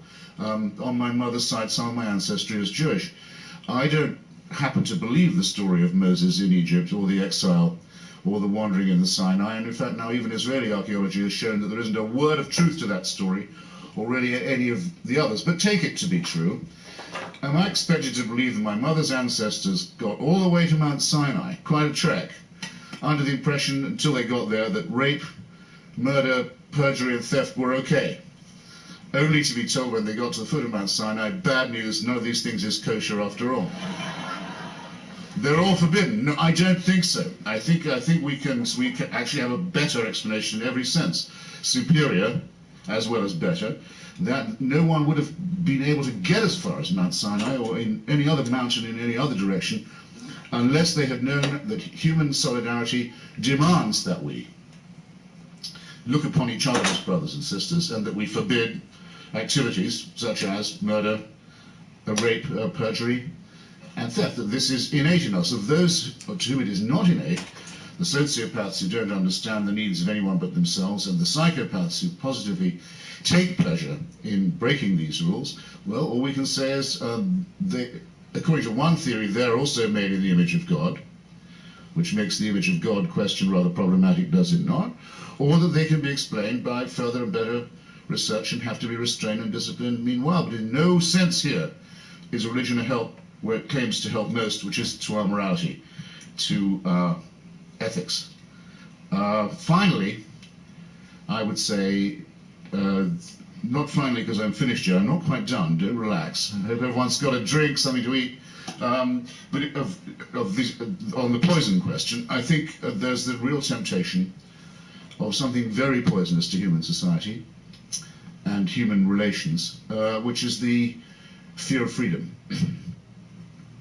the wish to be slaves, the wish to be told what to do. Now, just as we all like to think, and we live under written documents and proclamations that encourage us to think that it is our birthright and our most precious need to be free, to be liberated, to be untrammeled, so we also know that unfortunately the innate in people is the servile, is the wish to be told what to do, is the adoration for strong and brutal and cruel leaders. That this other baser element of the human makeup has to be accounted for and gives us a great deal of trouble around the world as we speak. Religion, in my view, is a reification, a distillation of this wish to be a serf, to be a slave. Ask yourself if you really wish it was true, that there was a celestial dictatorship that watched over you from the moment you were born, actually the moment you were conceived, all through life, night and day, knew your thoughts, waking and sleeping. Could in fact convict you of thought crime. The absolute definition of a dictatorship can convict you for what you think, or what you privately want, what you're talking about to yourself. That monitors you like this, under permanent surveillance, control, and supervision, and doesn't even let go of you when you're dead, because that's when the real fun begins. Now, my question is this. Who wishes that that were true? Who wants to lead the life of a serf in a celestial North Korea. I've been to North Korea. I'm one of the very few writers who has. I'm indeed the only writer who's been to all three axis of evil countries, Iran, Iraq, and North Korea. And I can tell you, North Korea is the most religious state I've ever been to. I used to wonder when I was a kid, what would it be like praising God and thanking Him all day and all night? Well, now I know. Because North Korea is a completely worshipful state. It's set up only to do that, for adoration. And it's only one short of a trinity. They have a father and a son, as you know, the dear leader and the great leader. The father is still the president of the country. He's been dead for 15 years. But the Kim Jong-il, the little one, is only the head of the party and the army. His father is still the president, head of the state. So you have in North Korea what you might call a necrocracy. Or what I call a mausolocracy, a thanatocracy. Just one short of a trinity. Father, Son, maybe no Holy Ghost, but they do say that when the birth of the younger one took place, the birds of Korea sang in Korean to mark the occasion. This I've checked. It did not happen. Take my word for it. Didn't occur. And I suppose I should add that they don't threaten to follow you after you're dead. You can leave North Korea. You can get out of their hell and their paradise by dying. Out of the Christian and Muslim one, you cannot. Now, this is the wish to be a slave. And in my view, it poisons human relations. Now, I've already babbled for nearly 20 minutes. I'll be quick. It is argued, well, some religious people have done great things and have been motivated to do so by their faith. The most cited case in point I have found is that of Dr. Martin Luther King, who I know I don't need to explain to you about. Two quick things on that. First, he was, it's true, a minister, and he did preach the book of Exodus, the exile of an enslaved and oppressed people, as his metaphor. But if he really meant it, he would have said that the oppressed people, as the book of Exodus finds them doing, were entitled to kill anyone who stood in their way, and take their land and their property, enslave their women, kill their children, and commit genocide, rape, ethnic cleansing, and forcible theft of land. That's what the book of Exodus describes happening, the full destruction of other tribes. It's very fortunate that Dr. King only meant the Bible at the most to be used as a metaphor. And after all, he was using the only book that he could be sure all of his audience had ever really read. That's the first thing. The second is, during his lifetime, he was attacked all the time for having too many secular and leftist and non-believing friends. The people like famous black secularists like Bayard Rustin, A. Philip Randolph and others, the men who actually did organize the march on Washington, which leads me to my third observation, which is this. It's a challenge I've made now in debates with rabbis, with priests of all Christian stripes, with imams, once with I know this sounds like the opening of a joke about some bar, but once also with a Buddhist nun in Miami. I asked them all, here's my challenge. You have to name me an ethical statement that was made or a moral action that was performed by a religious person in the name of faith that could not have been made as an action or uttered as a statement by a person not of faith, a person of no faith. You have to do that. Not so far, and I've done it at quite a high level with the religious, no takers. No one's been able to find me that. That being the case, we're entitled to say, I think, that religious faith is surplus to requirements. Whereas, if I was to ask anyone in this room, think of a wicked thing said, or an evil thing done by a person of faith in the name of faith, no one would have a second of hesitation in thinking of one, would they? Interesting to realize how true that is, and how much truer it's getting. Does anyone ever listen to Dennis Prager's show? He's a slightly loopy Christian broadcaster, religious broadcaster, I should say. He's more Jewish than Christian, Judeo-Christian broadcaster, who quite often rather generously has me on his show. He asked me a question the other day. He had a challenge of his own. He said, you're to imagine that you're in a town late at night where you've never been before and you have no friends and it's getting dark. And through the darkness you see coming towards you a group of men, let's say 10. Do you feel better or worse if you know that they're just coming from a prayer meeting?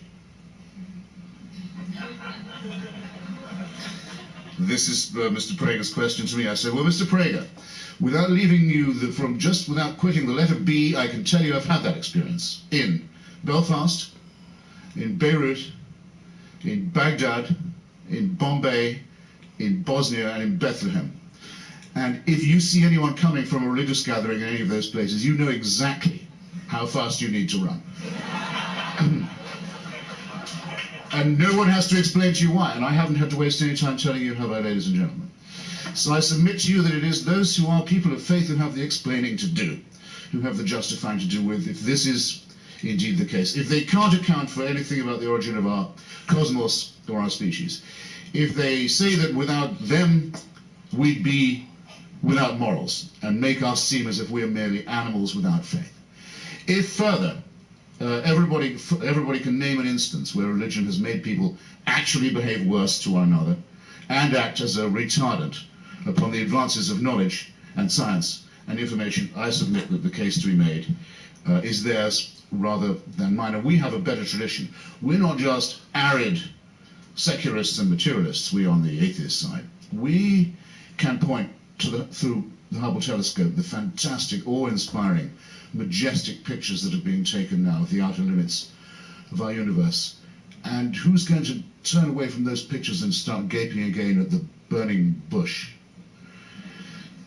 We have smaller microscopes that can examine for us the miracles of the interior and the double helix and the sheer beauty of that. The natural world is wonderful enough, more wonderful than anything conjured by the fools who believe in astrology or the supernatural. And we have a better tradition politically.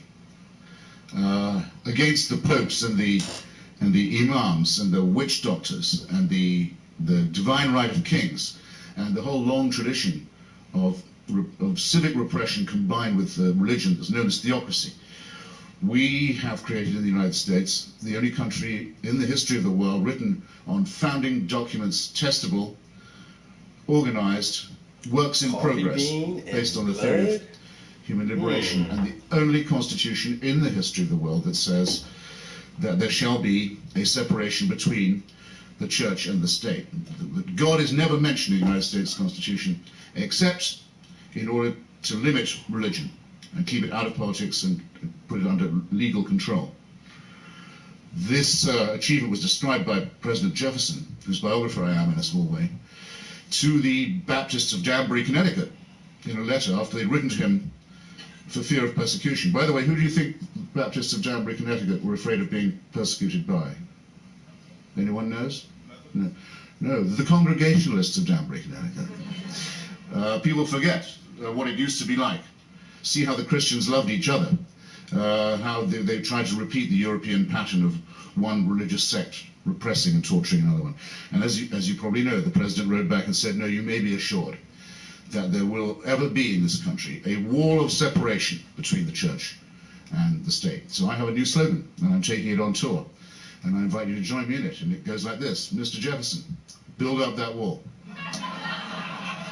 Okay, thank you very much for coming.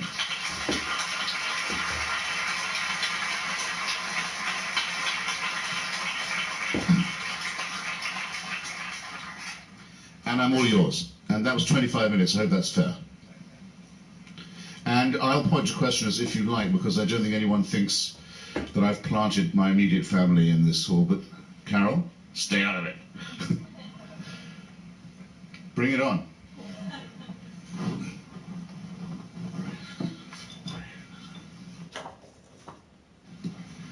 Thank you for coming to Google. It's my honor. You make it sound really, really simple. I mean, you have explanations for everything, and I agree with a lot of your arguments.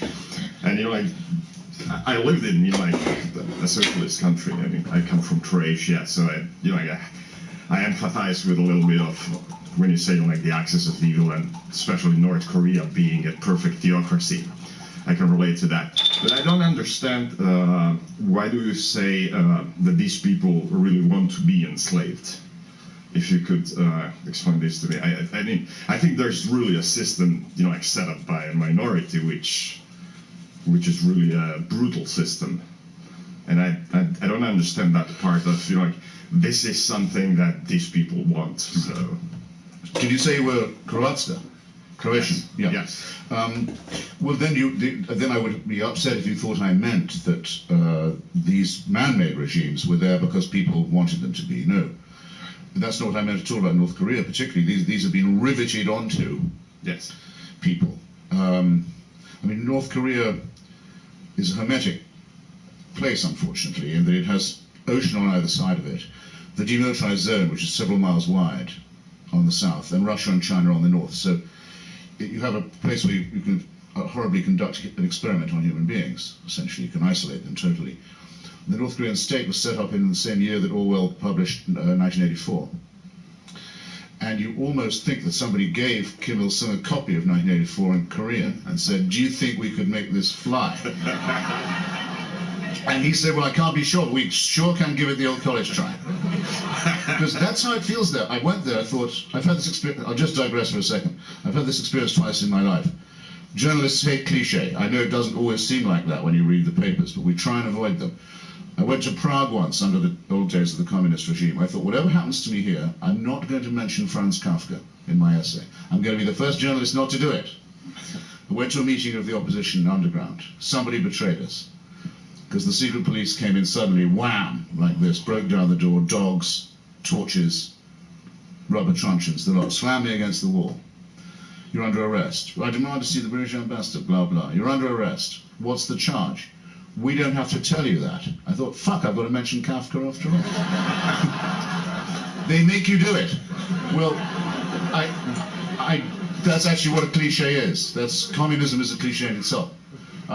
Same in North Korea. I thought, I don't want to mention Orwell, I don't want to mention Orwell, now I have to mention it. There's no other standard of comparison. No, what I meant about the fear of freedom was this. Many, many people don't, of course, want to live under a hellish starvation regime of gulag type, like that. But they quite like being told what to do, and they don't want to be told that world doesn't owe them a living, and that they're on their own, and they quite like it, and repeatedly vote for parties and sometimes leaders who promise to provide everything, as long as they'll give up just a little bit of freedom, just a little bit. And the trade-off, you'll get more security, more welfare. It's a temptation. In some cases, it takes an extreme form, and I'm very impressed by how often when I debate with religious people, they will tell me that they gravitate towards faith because they want someone to, if you like, look after them. The whole idea of a heavenly father, for example, is built up in this. The old joke says, some say God is dead, some say God is dad. You figure. Then there are people who, well, Islam, for example, the word Islam means surrender, prostration. You give everything to God. Everything's in His hands. This is implicitly totalitarian. That's all I mean. But I think it's innate in most people, is the feeling that they quite like someone to take care of them all the time. So it can be hard to argue with them that there is no such person. I understand better now, but like I just to follow up a little bit. So, is there a possibility there to say that then some people are more freedom-loving than others, and is this some sort of like I wouldn't call it racism, or that you're like differentiating people by their love towards freedom? And I'll end with that. No, I'm certain that the same feelings are innate in all people. And that one day there will be a North Korean edition of 1984, and it'll be a huge bestseller there. I'm as sure of that as I can be of anything. Though, at the moment, it's hard to imagine that there's anyone in North Korea who's even allowed to consider the concept of political liberty. It will come, because it is innate. I've no doubt about that.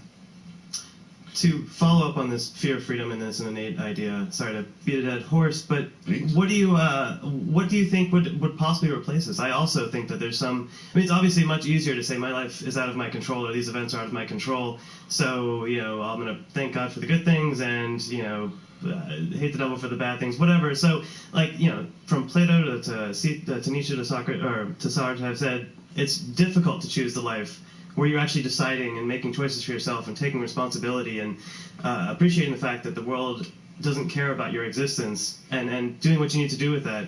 It is difficult. How do we, how could we possibly imagine a world where everybody buys into that idea, and how do we where would we go? Like, where would that structure that some people feel they can't do without, where would they get that from? I guess what would religion be replaced by to fulfill this natural need, if anything? Yeah. Well, I would say that emancipating oneself from religion and from the combined sort of solipsism and masochism, which is what I was trying to say to the comrade here a moment ago. Religion says to you, remember, the monotheistic ones, you're a miserable sinner. Your sin is original. You can't escape it. You're born as a wretch. You're made out of dust, or according to the Quran, a clot of blood. You're a worm. You're nothing, but a piece of gunk, basically. And you've got to work really hard to get away from the terrible punishment that awaits you for that. So, total abnegation. But there's also good news. The universe is designed with you in mind. And God has a plan for you personally. So just when the person thinks they can't take any more abuse, it's like being inducted into a cult. Just when the person thinks they can't take any more humiliation, they're told, but Father loves you, and he wants you to join our group. This is not good for people. You'd be better off without it. So would everyone you know. So it's not a matter of what would we put in its place. We wouldn't. We'd be emancipated from that kind of sadomasochism. That's a good thing to start off with. Second, we have the wonders and beauties of science to study. We have, instead of ancient texts that are full of lies and myths, we have increasingly a wonderful world literature that's available to anybody who can read even little. Most recently I was just cited because yesterday was the birthday of India. Happy birthday, by the way, to all Indians here. And Pakistanis, if you insist, I think partition was a huge mistake. There's a religious partition is the worst kind. It's going to lead one day to a thermonuclear war, so I didn't have time to go into that, but maybe someone will ask me. There's an incredible literature in English written by Indians, a sort of sub-branch. I shouldn't even say sub, I mean a branch, a new branch of English writing by Indians in English that's becoming a great part of world literature. There's all this extraordinary excitement. And people say, no, you should, as Thomas Aquinas said, I'm a man of one book, you should be reading your Bible. You don't really need anything else. They're destroying libraries in the Muslim world that could have any books that contradict the Quran. This is no way to live. But having said all that, and said what the consolations of philosophy too, which aren't that hard to study, and are very rewarding, and ethical and moral dilemmas that you get out of the study of literature, George Eliot, Dostoevsky, people of that kind, James Joyce. Still, it's only a necessary condition, not a sufficient one. There are no guarantees, and an atheist can be a nihilist, or a sadist, or a Stalinist, or a fascist. That'd be unlikely, the last one, but it's possible. Okay, but there are no guarantees, and in part that it's the recognition of that's the beginning of wisdom, as well as, I think, the beginning of liberty. One short one and one longer one. I just wanted to be sure. I assume that you have read Captain Stormfield's Journey to Heaven by Mark Twain. Sorry. Yes, I've read a lot of Mr. Clements on religion. Yeah. Yes, that seemed to be sort of a definitive work on the hierarchy structure of most standard religion. Yes. By the way, you can't read too much Twain, ladies and gentlemen, on this subject. And now, all of his stuff is available. There are websites on Mark Twain and religion. It used to be really hard to get his writings on religion even 10 years ago. Sorry. And my longer question, which hopefully won't choke you up, I actually have several friends who are very well educated, in some cases in the sciences, who became religious late in life. They had been atheist or agnostic, and then decided that they were feeling something and became religious. Do you have anything to say on that sort of grounds, or why that might be occurring? Yes, I suppose I could speculate, but that's all I would be doing. Of course. I mean, I think for some people the Hubble view, say, does have the opposite effect from the one it has on me. It makes people feel, well, then whoever designed this must be even more amazing than I thought. And there are attempts made by creationists now to say that. Instead of saying, no, Darwin was wrong, God made all this stuff, they now say, well, okay, there was evolution, but God did that too. So as you may know, arguments that explain everything explain nothing. That's a definite principle, I think, of underlying all cognition. If they can bend their argument so it can comprehend everything, comprise everything, then it isn't an argument. But I think that we are certainly made in such a way as to be worshipfully inclined, shall we say.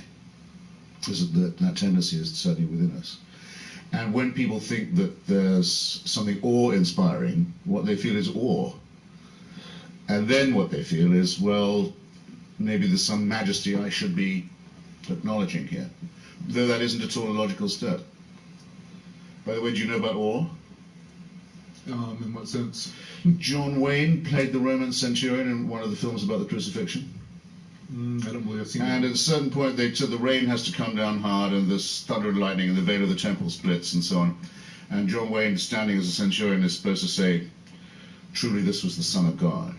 So he does this. Forget who the director was. I think it's Houston.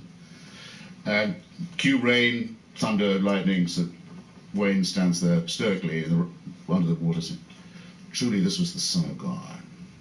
And the director says, "John, that was great. That was terrific. I just wonder if we could have it with a little more awe." So they cue again the rain, thunder, the veil of the temple splits in twain, earthquakes, it's all happening, and Wayne says, "Oh, truly this was the Son of God."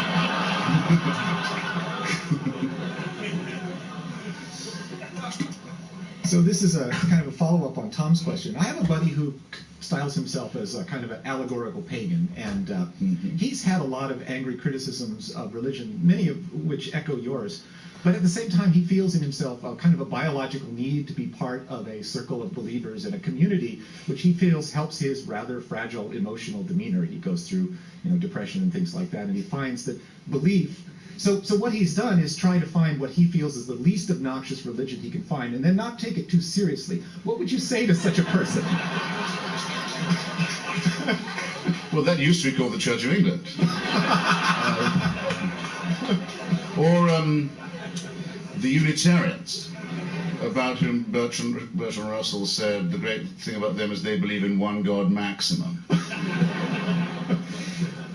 Peter de Vries is very good on this. He says people used to be pagans and polytheists and believe in multiple gods, and then they started believing in one God, and they're getting nearer the true figure all the time. This is progress. Hello.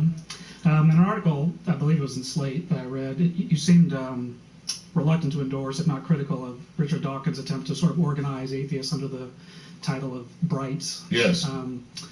And I believe that your comment was that we infidels need no such machinery of reinforcement.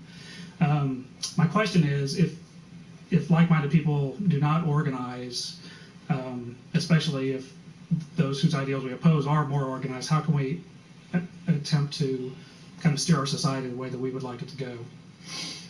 Well, I was thinking of saying this to the previous question. I mean, I'm in some ways the wrong person to ask these questions. I'm no longer a joiner up of groups. I don't feel the belonging need anymore. I used to when I was younger and more left than I am now, feel the need to be involved in an organized way. Now I don't, and I think I probably have more influence as an individual than I ever did as a cogwheel in a so-called party. A point for anyone to ponder, actually, was asked, have they ever considered registering independent, for example? People may fight harder for your vote if you don't give it away in advance. Separate question, and it's very important to me that I don't belong to a church. People who believe as I believe don't need to get together all the time and remind ourselves what we believe, reinforce it, ram it home, in case we forget the incredible propositions that we're singing and all this kind of thing. You just recognize a fellow freethinker when you meet one. That should be enough, and in any country or any language as well. There will be in Washington in October the big gathering where Richard Dawkins and Daniel Dennett and Sam Harris and Ayaan Hirsi Ali and myself and many others are going to be. Victor Stenger, because there has been an extraordinary vogue of successful books on this subject now, and I think there's a change in the zeitgeist going on about religion. And let me just say this: if that zeitgeist has been brought about if a change has been brought about in that zeitgeist, it hasn't been by any organization. It's been by a group of like-minded people writing their hearts out and refusing to be intimidated by religious bullying, or to allow religious nonsense to be taught in the schools, for example, in place of science, or to allow euphemisms to be spread about the behavior of the parties of God in Iraq or elsewhere. That's what created it, not an organization, but what you might call an intellectual tendency. I think that's fine. I think it's encouraging. Hi. A few of the things that you said don't really seem consistent with our experience in the United States. Two things in particular. One is that you said, once people, have Hubble telescopes and microscopes, the burning bush is not as interesting. Mm-hmm. And the other thing you said is that, religion kind of feeds into innate human nature for being told what to do or not having as much freedom. Well, in the United States, you have the most advanced, wealthy, most powerful nation in probably the history of the world. And you have probably the most freedom-loving, almost inventing, not inventing, but like really espousing the philosophy of freedom and individuality, and trying to, propagate that throughout the world. Yet you also have the trying most to propagate that throughout the world. No, it's true. I mean, dude, you're such a fucking conservative. Democracy. And yet you have the most religious nation. You have religious people going to church is probably at an all-time high. Religious people affect who our leaders are, to a great degree. So how do you explain that contradiction? Well, I don't think it's a contradiction because the secular constitution means you can have religious pluralism. Now, for example, where I come from originally, you can probably tell I was born in England, the head of the church is the head of the state and the head of the armed forces. It's an official church and you have to pay for it, and whether you want to or not.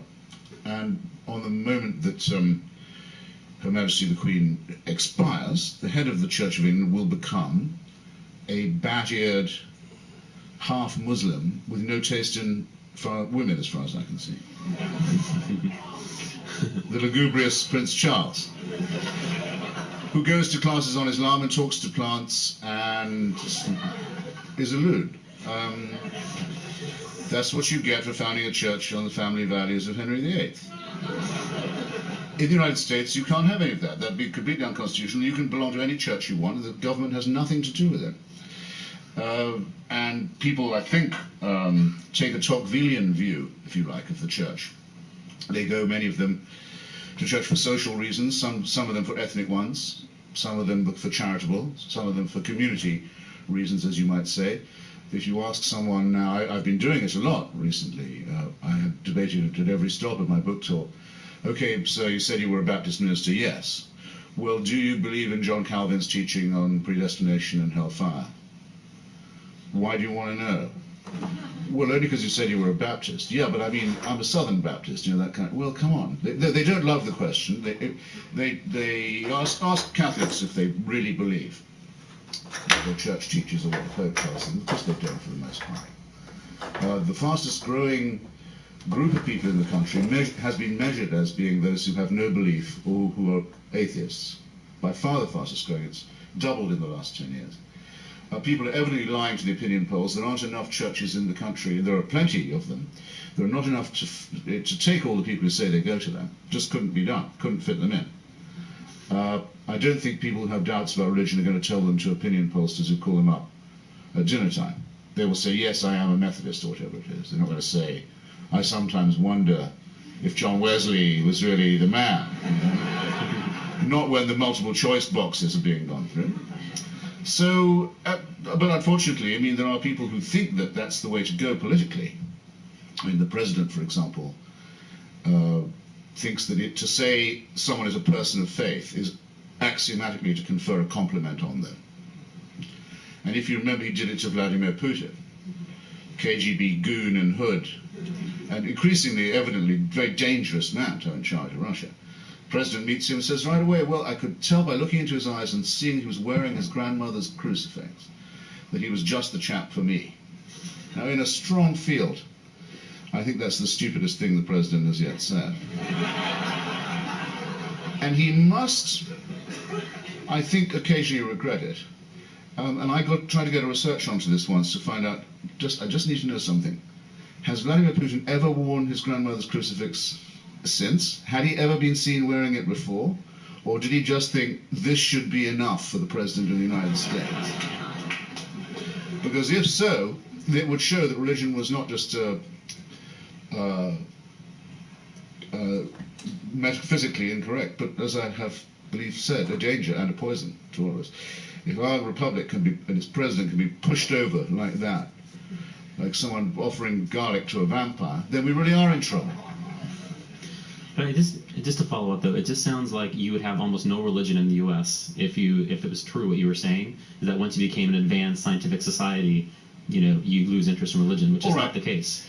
I'll say a bit more. I mean, take the case of the so-called intelligent design school. They want at least equal time. They used to want to ban evolution. Now they want equal time in schools. So they've brought with the Discovery Institute friends from Washington moves on school boards and courts in Oklahoma, Kansas, Texas, and the most conservative county of Pennsylvania around the town of Dover. And they have been humiliated in each case. This is in Kansas, in Texas, in Oklahoma, and in the most reactionary part of Pennsylvania, thrown off the school board by the electorate and thrown out of court as flat out unconstitutional by the judges, in all cases Reagan Republican appointees. And I don't know what they're going to do next, these rednecks. I don't know what they're going to do. But I know why it doesn't work, and why it's not going to work. Because there may be many parents in Kansas who say, well, I personally think that God made the rocks and so on, and only made them 6,000 years ago. But they don't want their children taught that in school. They don't want to come from a state where they get laughed at when they say where they're from. Oh, you're from Kansas. That's the place where they don't like that. It was the same with the Confederate flag issue. Quite apart from the racism, a lot of people didn't want to come from a state that had the Confederate battle flag on its.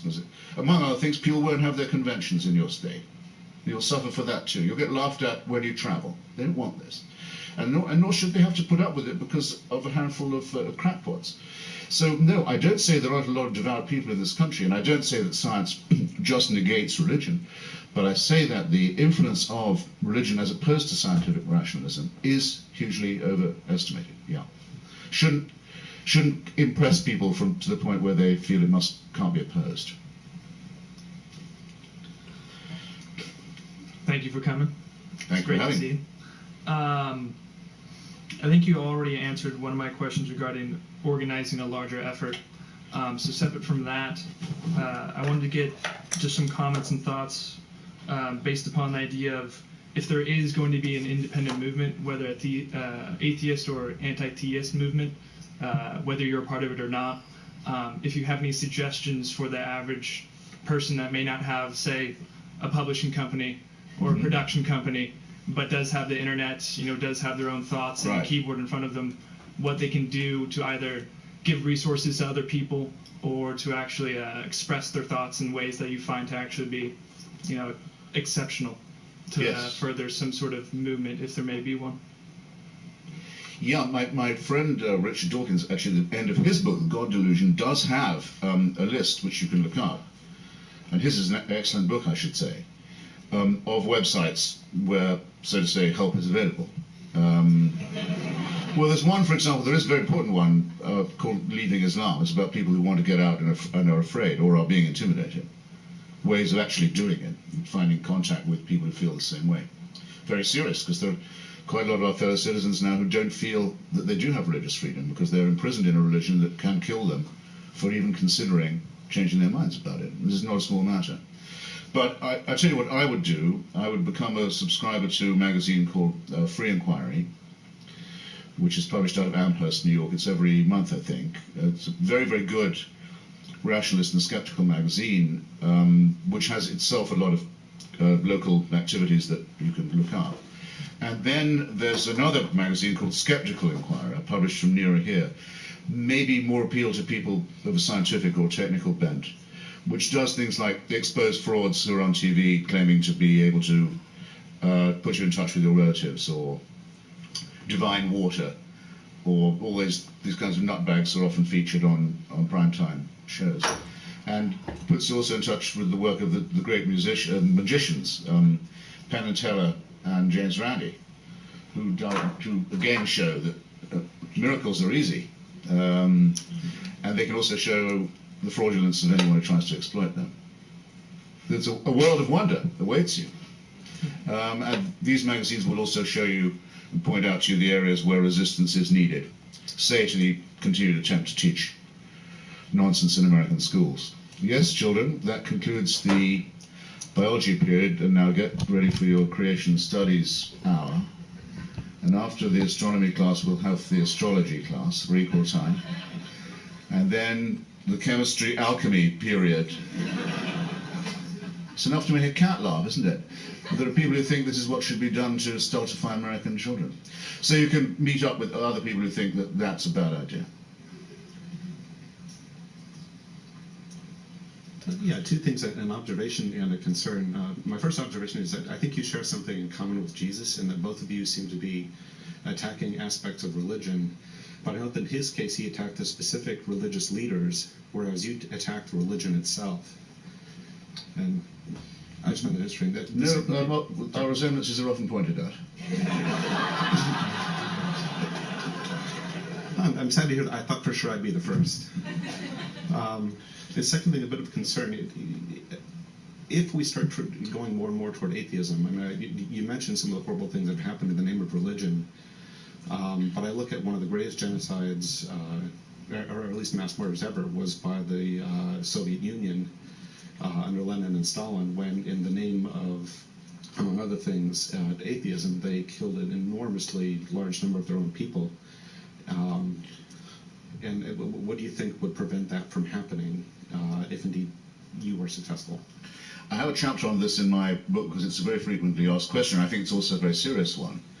I have to condense the chapter briefly, if I may, but here's the situation. Until 1917, the year of the Russian Revolution, millions of Russians, millions and millions of them, had for hundreds and hundreds of years been told that the head of the state, the Tsar, was also the head of the church and was a little more than human. He was the little father of the people. He wasn't quite divine. He was more like a saint than a human. And he owned everything in the country, and everything was due to him. That's how a gigantic layer of Russian society was inculcated with the servile, fatalistic ideas. If you were Joseph Stalin, you shouldn't be in the dictatorship business in the first place if you can't realize this is a huge opportunity for you. You've inherited a population that's servile and credulous and superstitious. Well, what does Stalin do? He sets up an inquisition. He has heresy hunts and trials of heretics, the Moscow trials. He proclaims miracles. Lysenko's agriculture that was supposed to produce 3 harvests a year or whatever it was, the pseudo-biology that would feed everyone in a week. He says that all thanks are due at all times to the leader. You must praise him at all times for his goodness and kindness. And incidentally, he always kept the Russian Orthodox Church on his side. It split. It split the church, and some of them moved to New York and set up a rival. But the Russian Orthodox Church always remained part of the regime. He was not so stupid as not to know he had to do that. Just as Hitler and Mussolini made an even more aggressive deal with the Roman Catholic Church and with some of the Protestants. And remember, the other great axis of evil person of that time, the Emperor of Japan, was not just a religious person, but actually a god.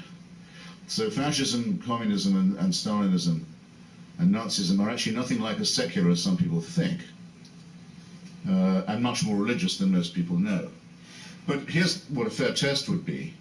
Find a society that's adopted the teachings of Spinoza and Voltaire, Galileo, Einstein, Thomas Paine, Thomas Jefferson, and gone down the pits as a result of doing that, into famine and war and dictatorship and torture and repression. That would be a fair test. That's the test I'd like to, that's the experiment I'd like to run. I don't think that's going to end up with a gulag.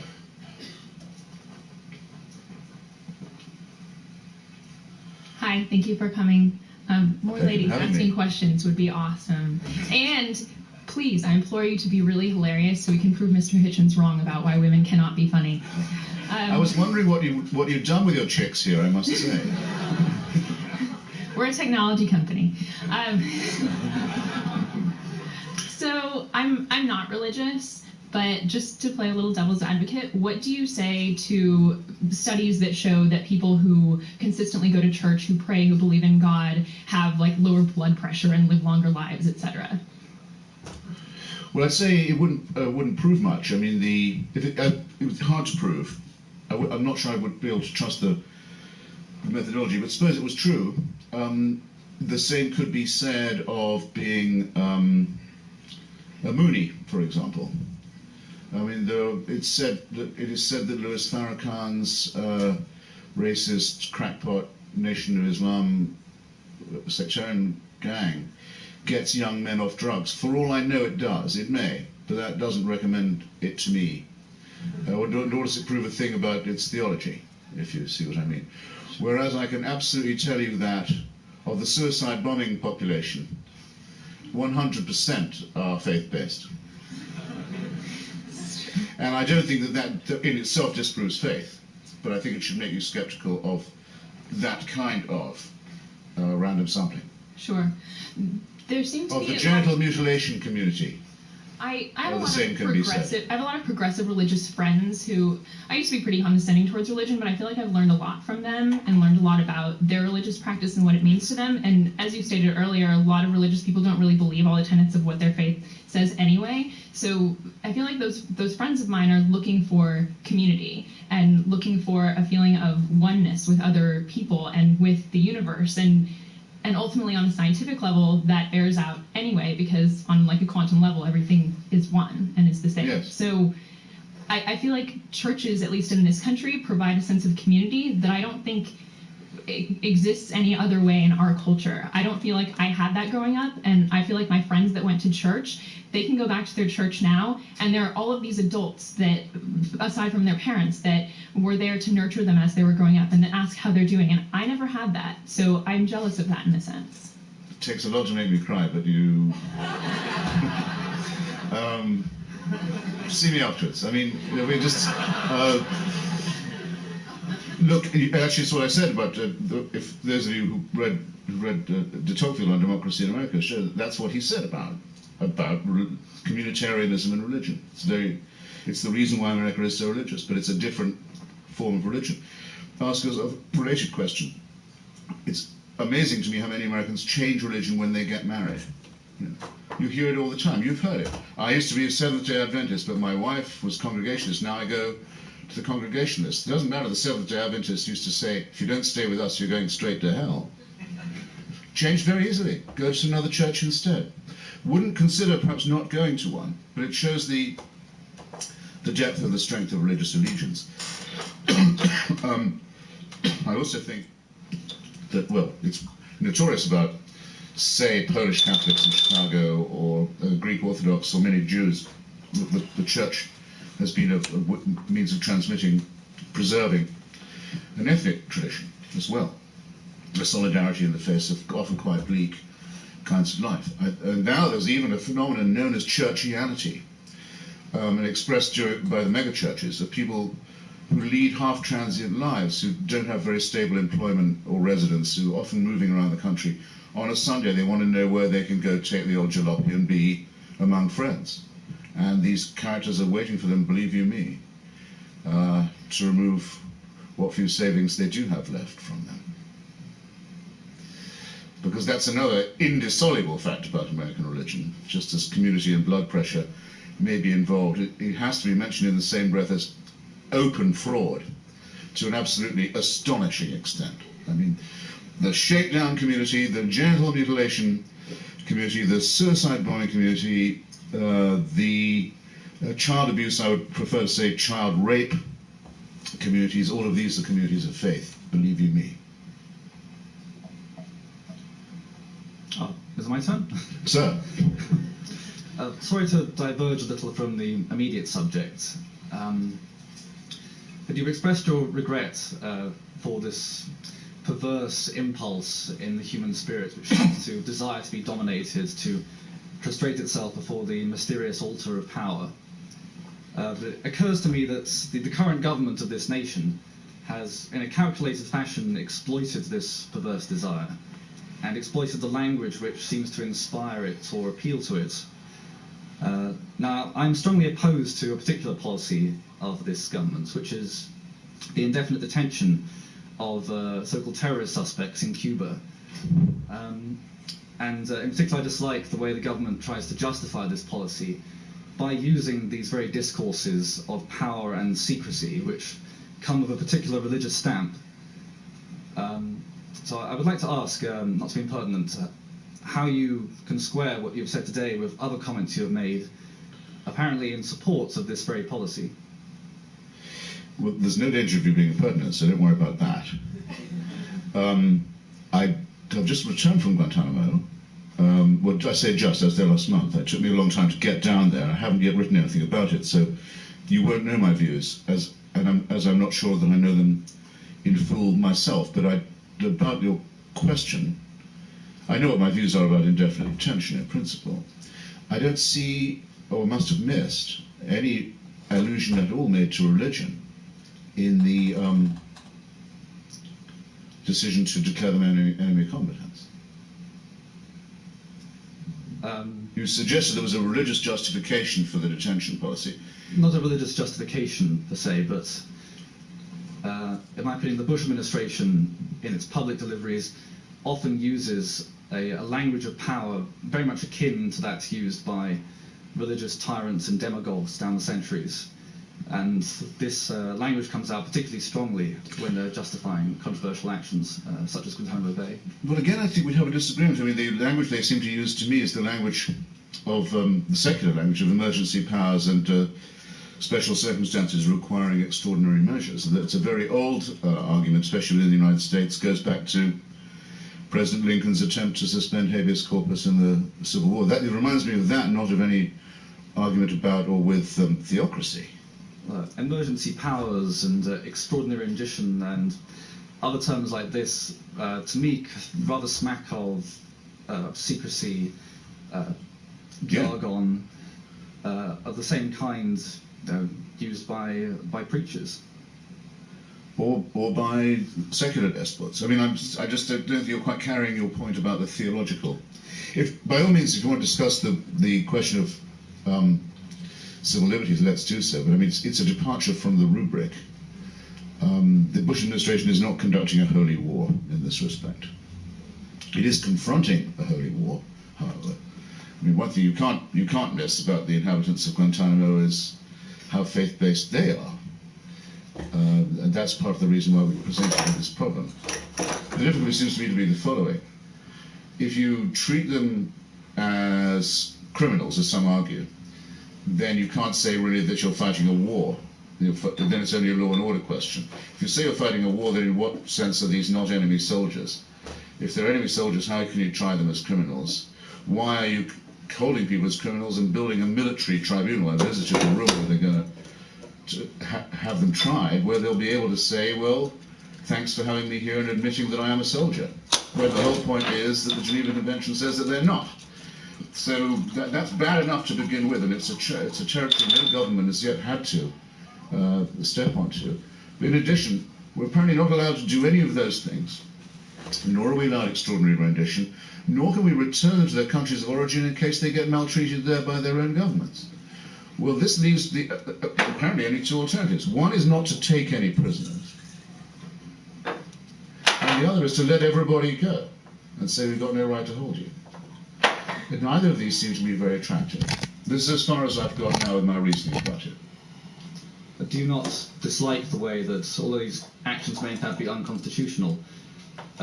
They are not justified in constitutional terms, but in language such as extraordinary rendition and emergency powers. Yeah, I do dislike that very much, yes. I mean, no one's ever been able to point out to me that Lincoln's suspension of habeas corpus helped to defeat the Confederacy, for example. And I certainly don't think that the President has the right under the Constitution to suspend habeas corpus. Only the Congress can do that. It doesn't mean it can't be suspended, but Congress has to do it, the President cannot. I'm rather a stickler for that kind of thing. Call me old-fashioned if you will. Well, I think I've taken up a little too much time now. Although very welcome question, believe me. I would posit that the Bush administration has restrained itself, or needed to be restrained, from using genuine religious language in the way it's approached its so-called war on terror. And I believe the word crusade was used early on in the campaign by President Bush. It's not been used since. And we remember that the original name of the campaign was Infinite Justice, another rejected piece of unfortunate language, obviously picked out by some careful PR person. Fair enough. Hi, thank you very much for coming. I was just had a question about something that many people will probably find to be a less serious issue, but I'm curious about your thoughts on art, music, and creativity, and how those fit in with your other ideas.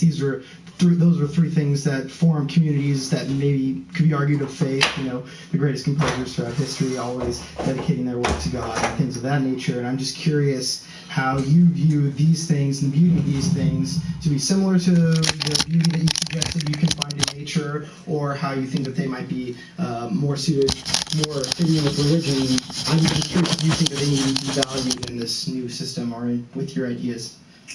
Yeah, we don't know of the extraordinary buildings, the great Gothic cathedrals, for example, or even the great mosques of Andalusia.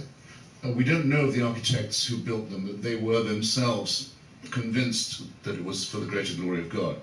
We just know that at the time you couldn't get a job as an architect if you didn't prefer God. Certainly we know what would have happened to you if you said, "Love God." That would not just mean the end of your career as an architect. So we don't know that about that. We don't know the same about even the devotional painters. We don't know that they were believers. Or the composers. Of the devotional poets, and I'm on stronger ground here as a literary critic, and I know a bit more about it, people like John Donne or George Herbert, I think it would be very, very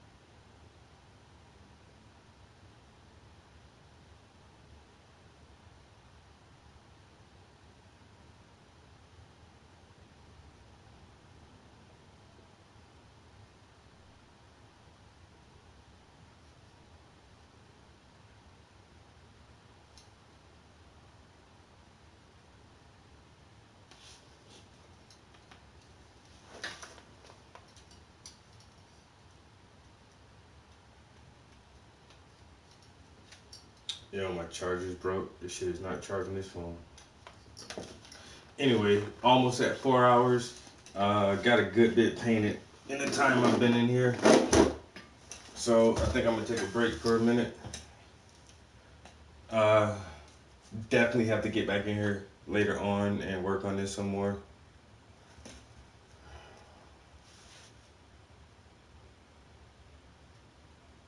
I'm the new Bob Rouse, baby.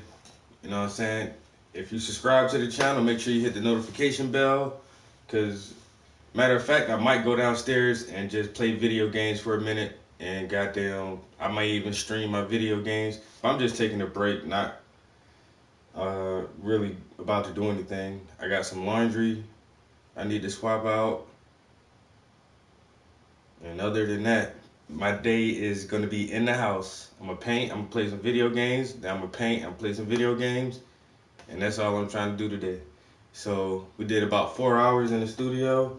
I might go play video games for like an hour or so and just relax, check some text messages and emails, let my phone charge up. And then I'll come back in here for a couple more hours and work on this some more. It's like it comes out of nowhere. This piece is starting to look good. This is only the first layer of paint that I'm applying to the canvas. Normally I apply anywhere from 3 to 4 layers of paint. So this project is far from being done. I know it looks like it's coming together really nice, and it does look good right now, but in a couple of more weeks, this painting will be looking amazing, fantastic, a masterpiece even. So with that being said, guys, like I said, I'm gonna go downstairs. I'm just gonna veg out for a little while. Try not to doze off. If I do take a nap, it won't be too bad. But I definitely need to be back in the studio later on today. I'll catch you guys next time. Peace.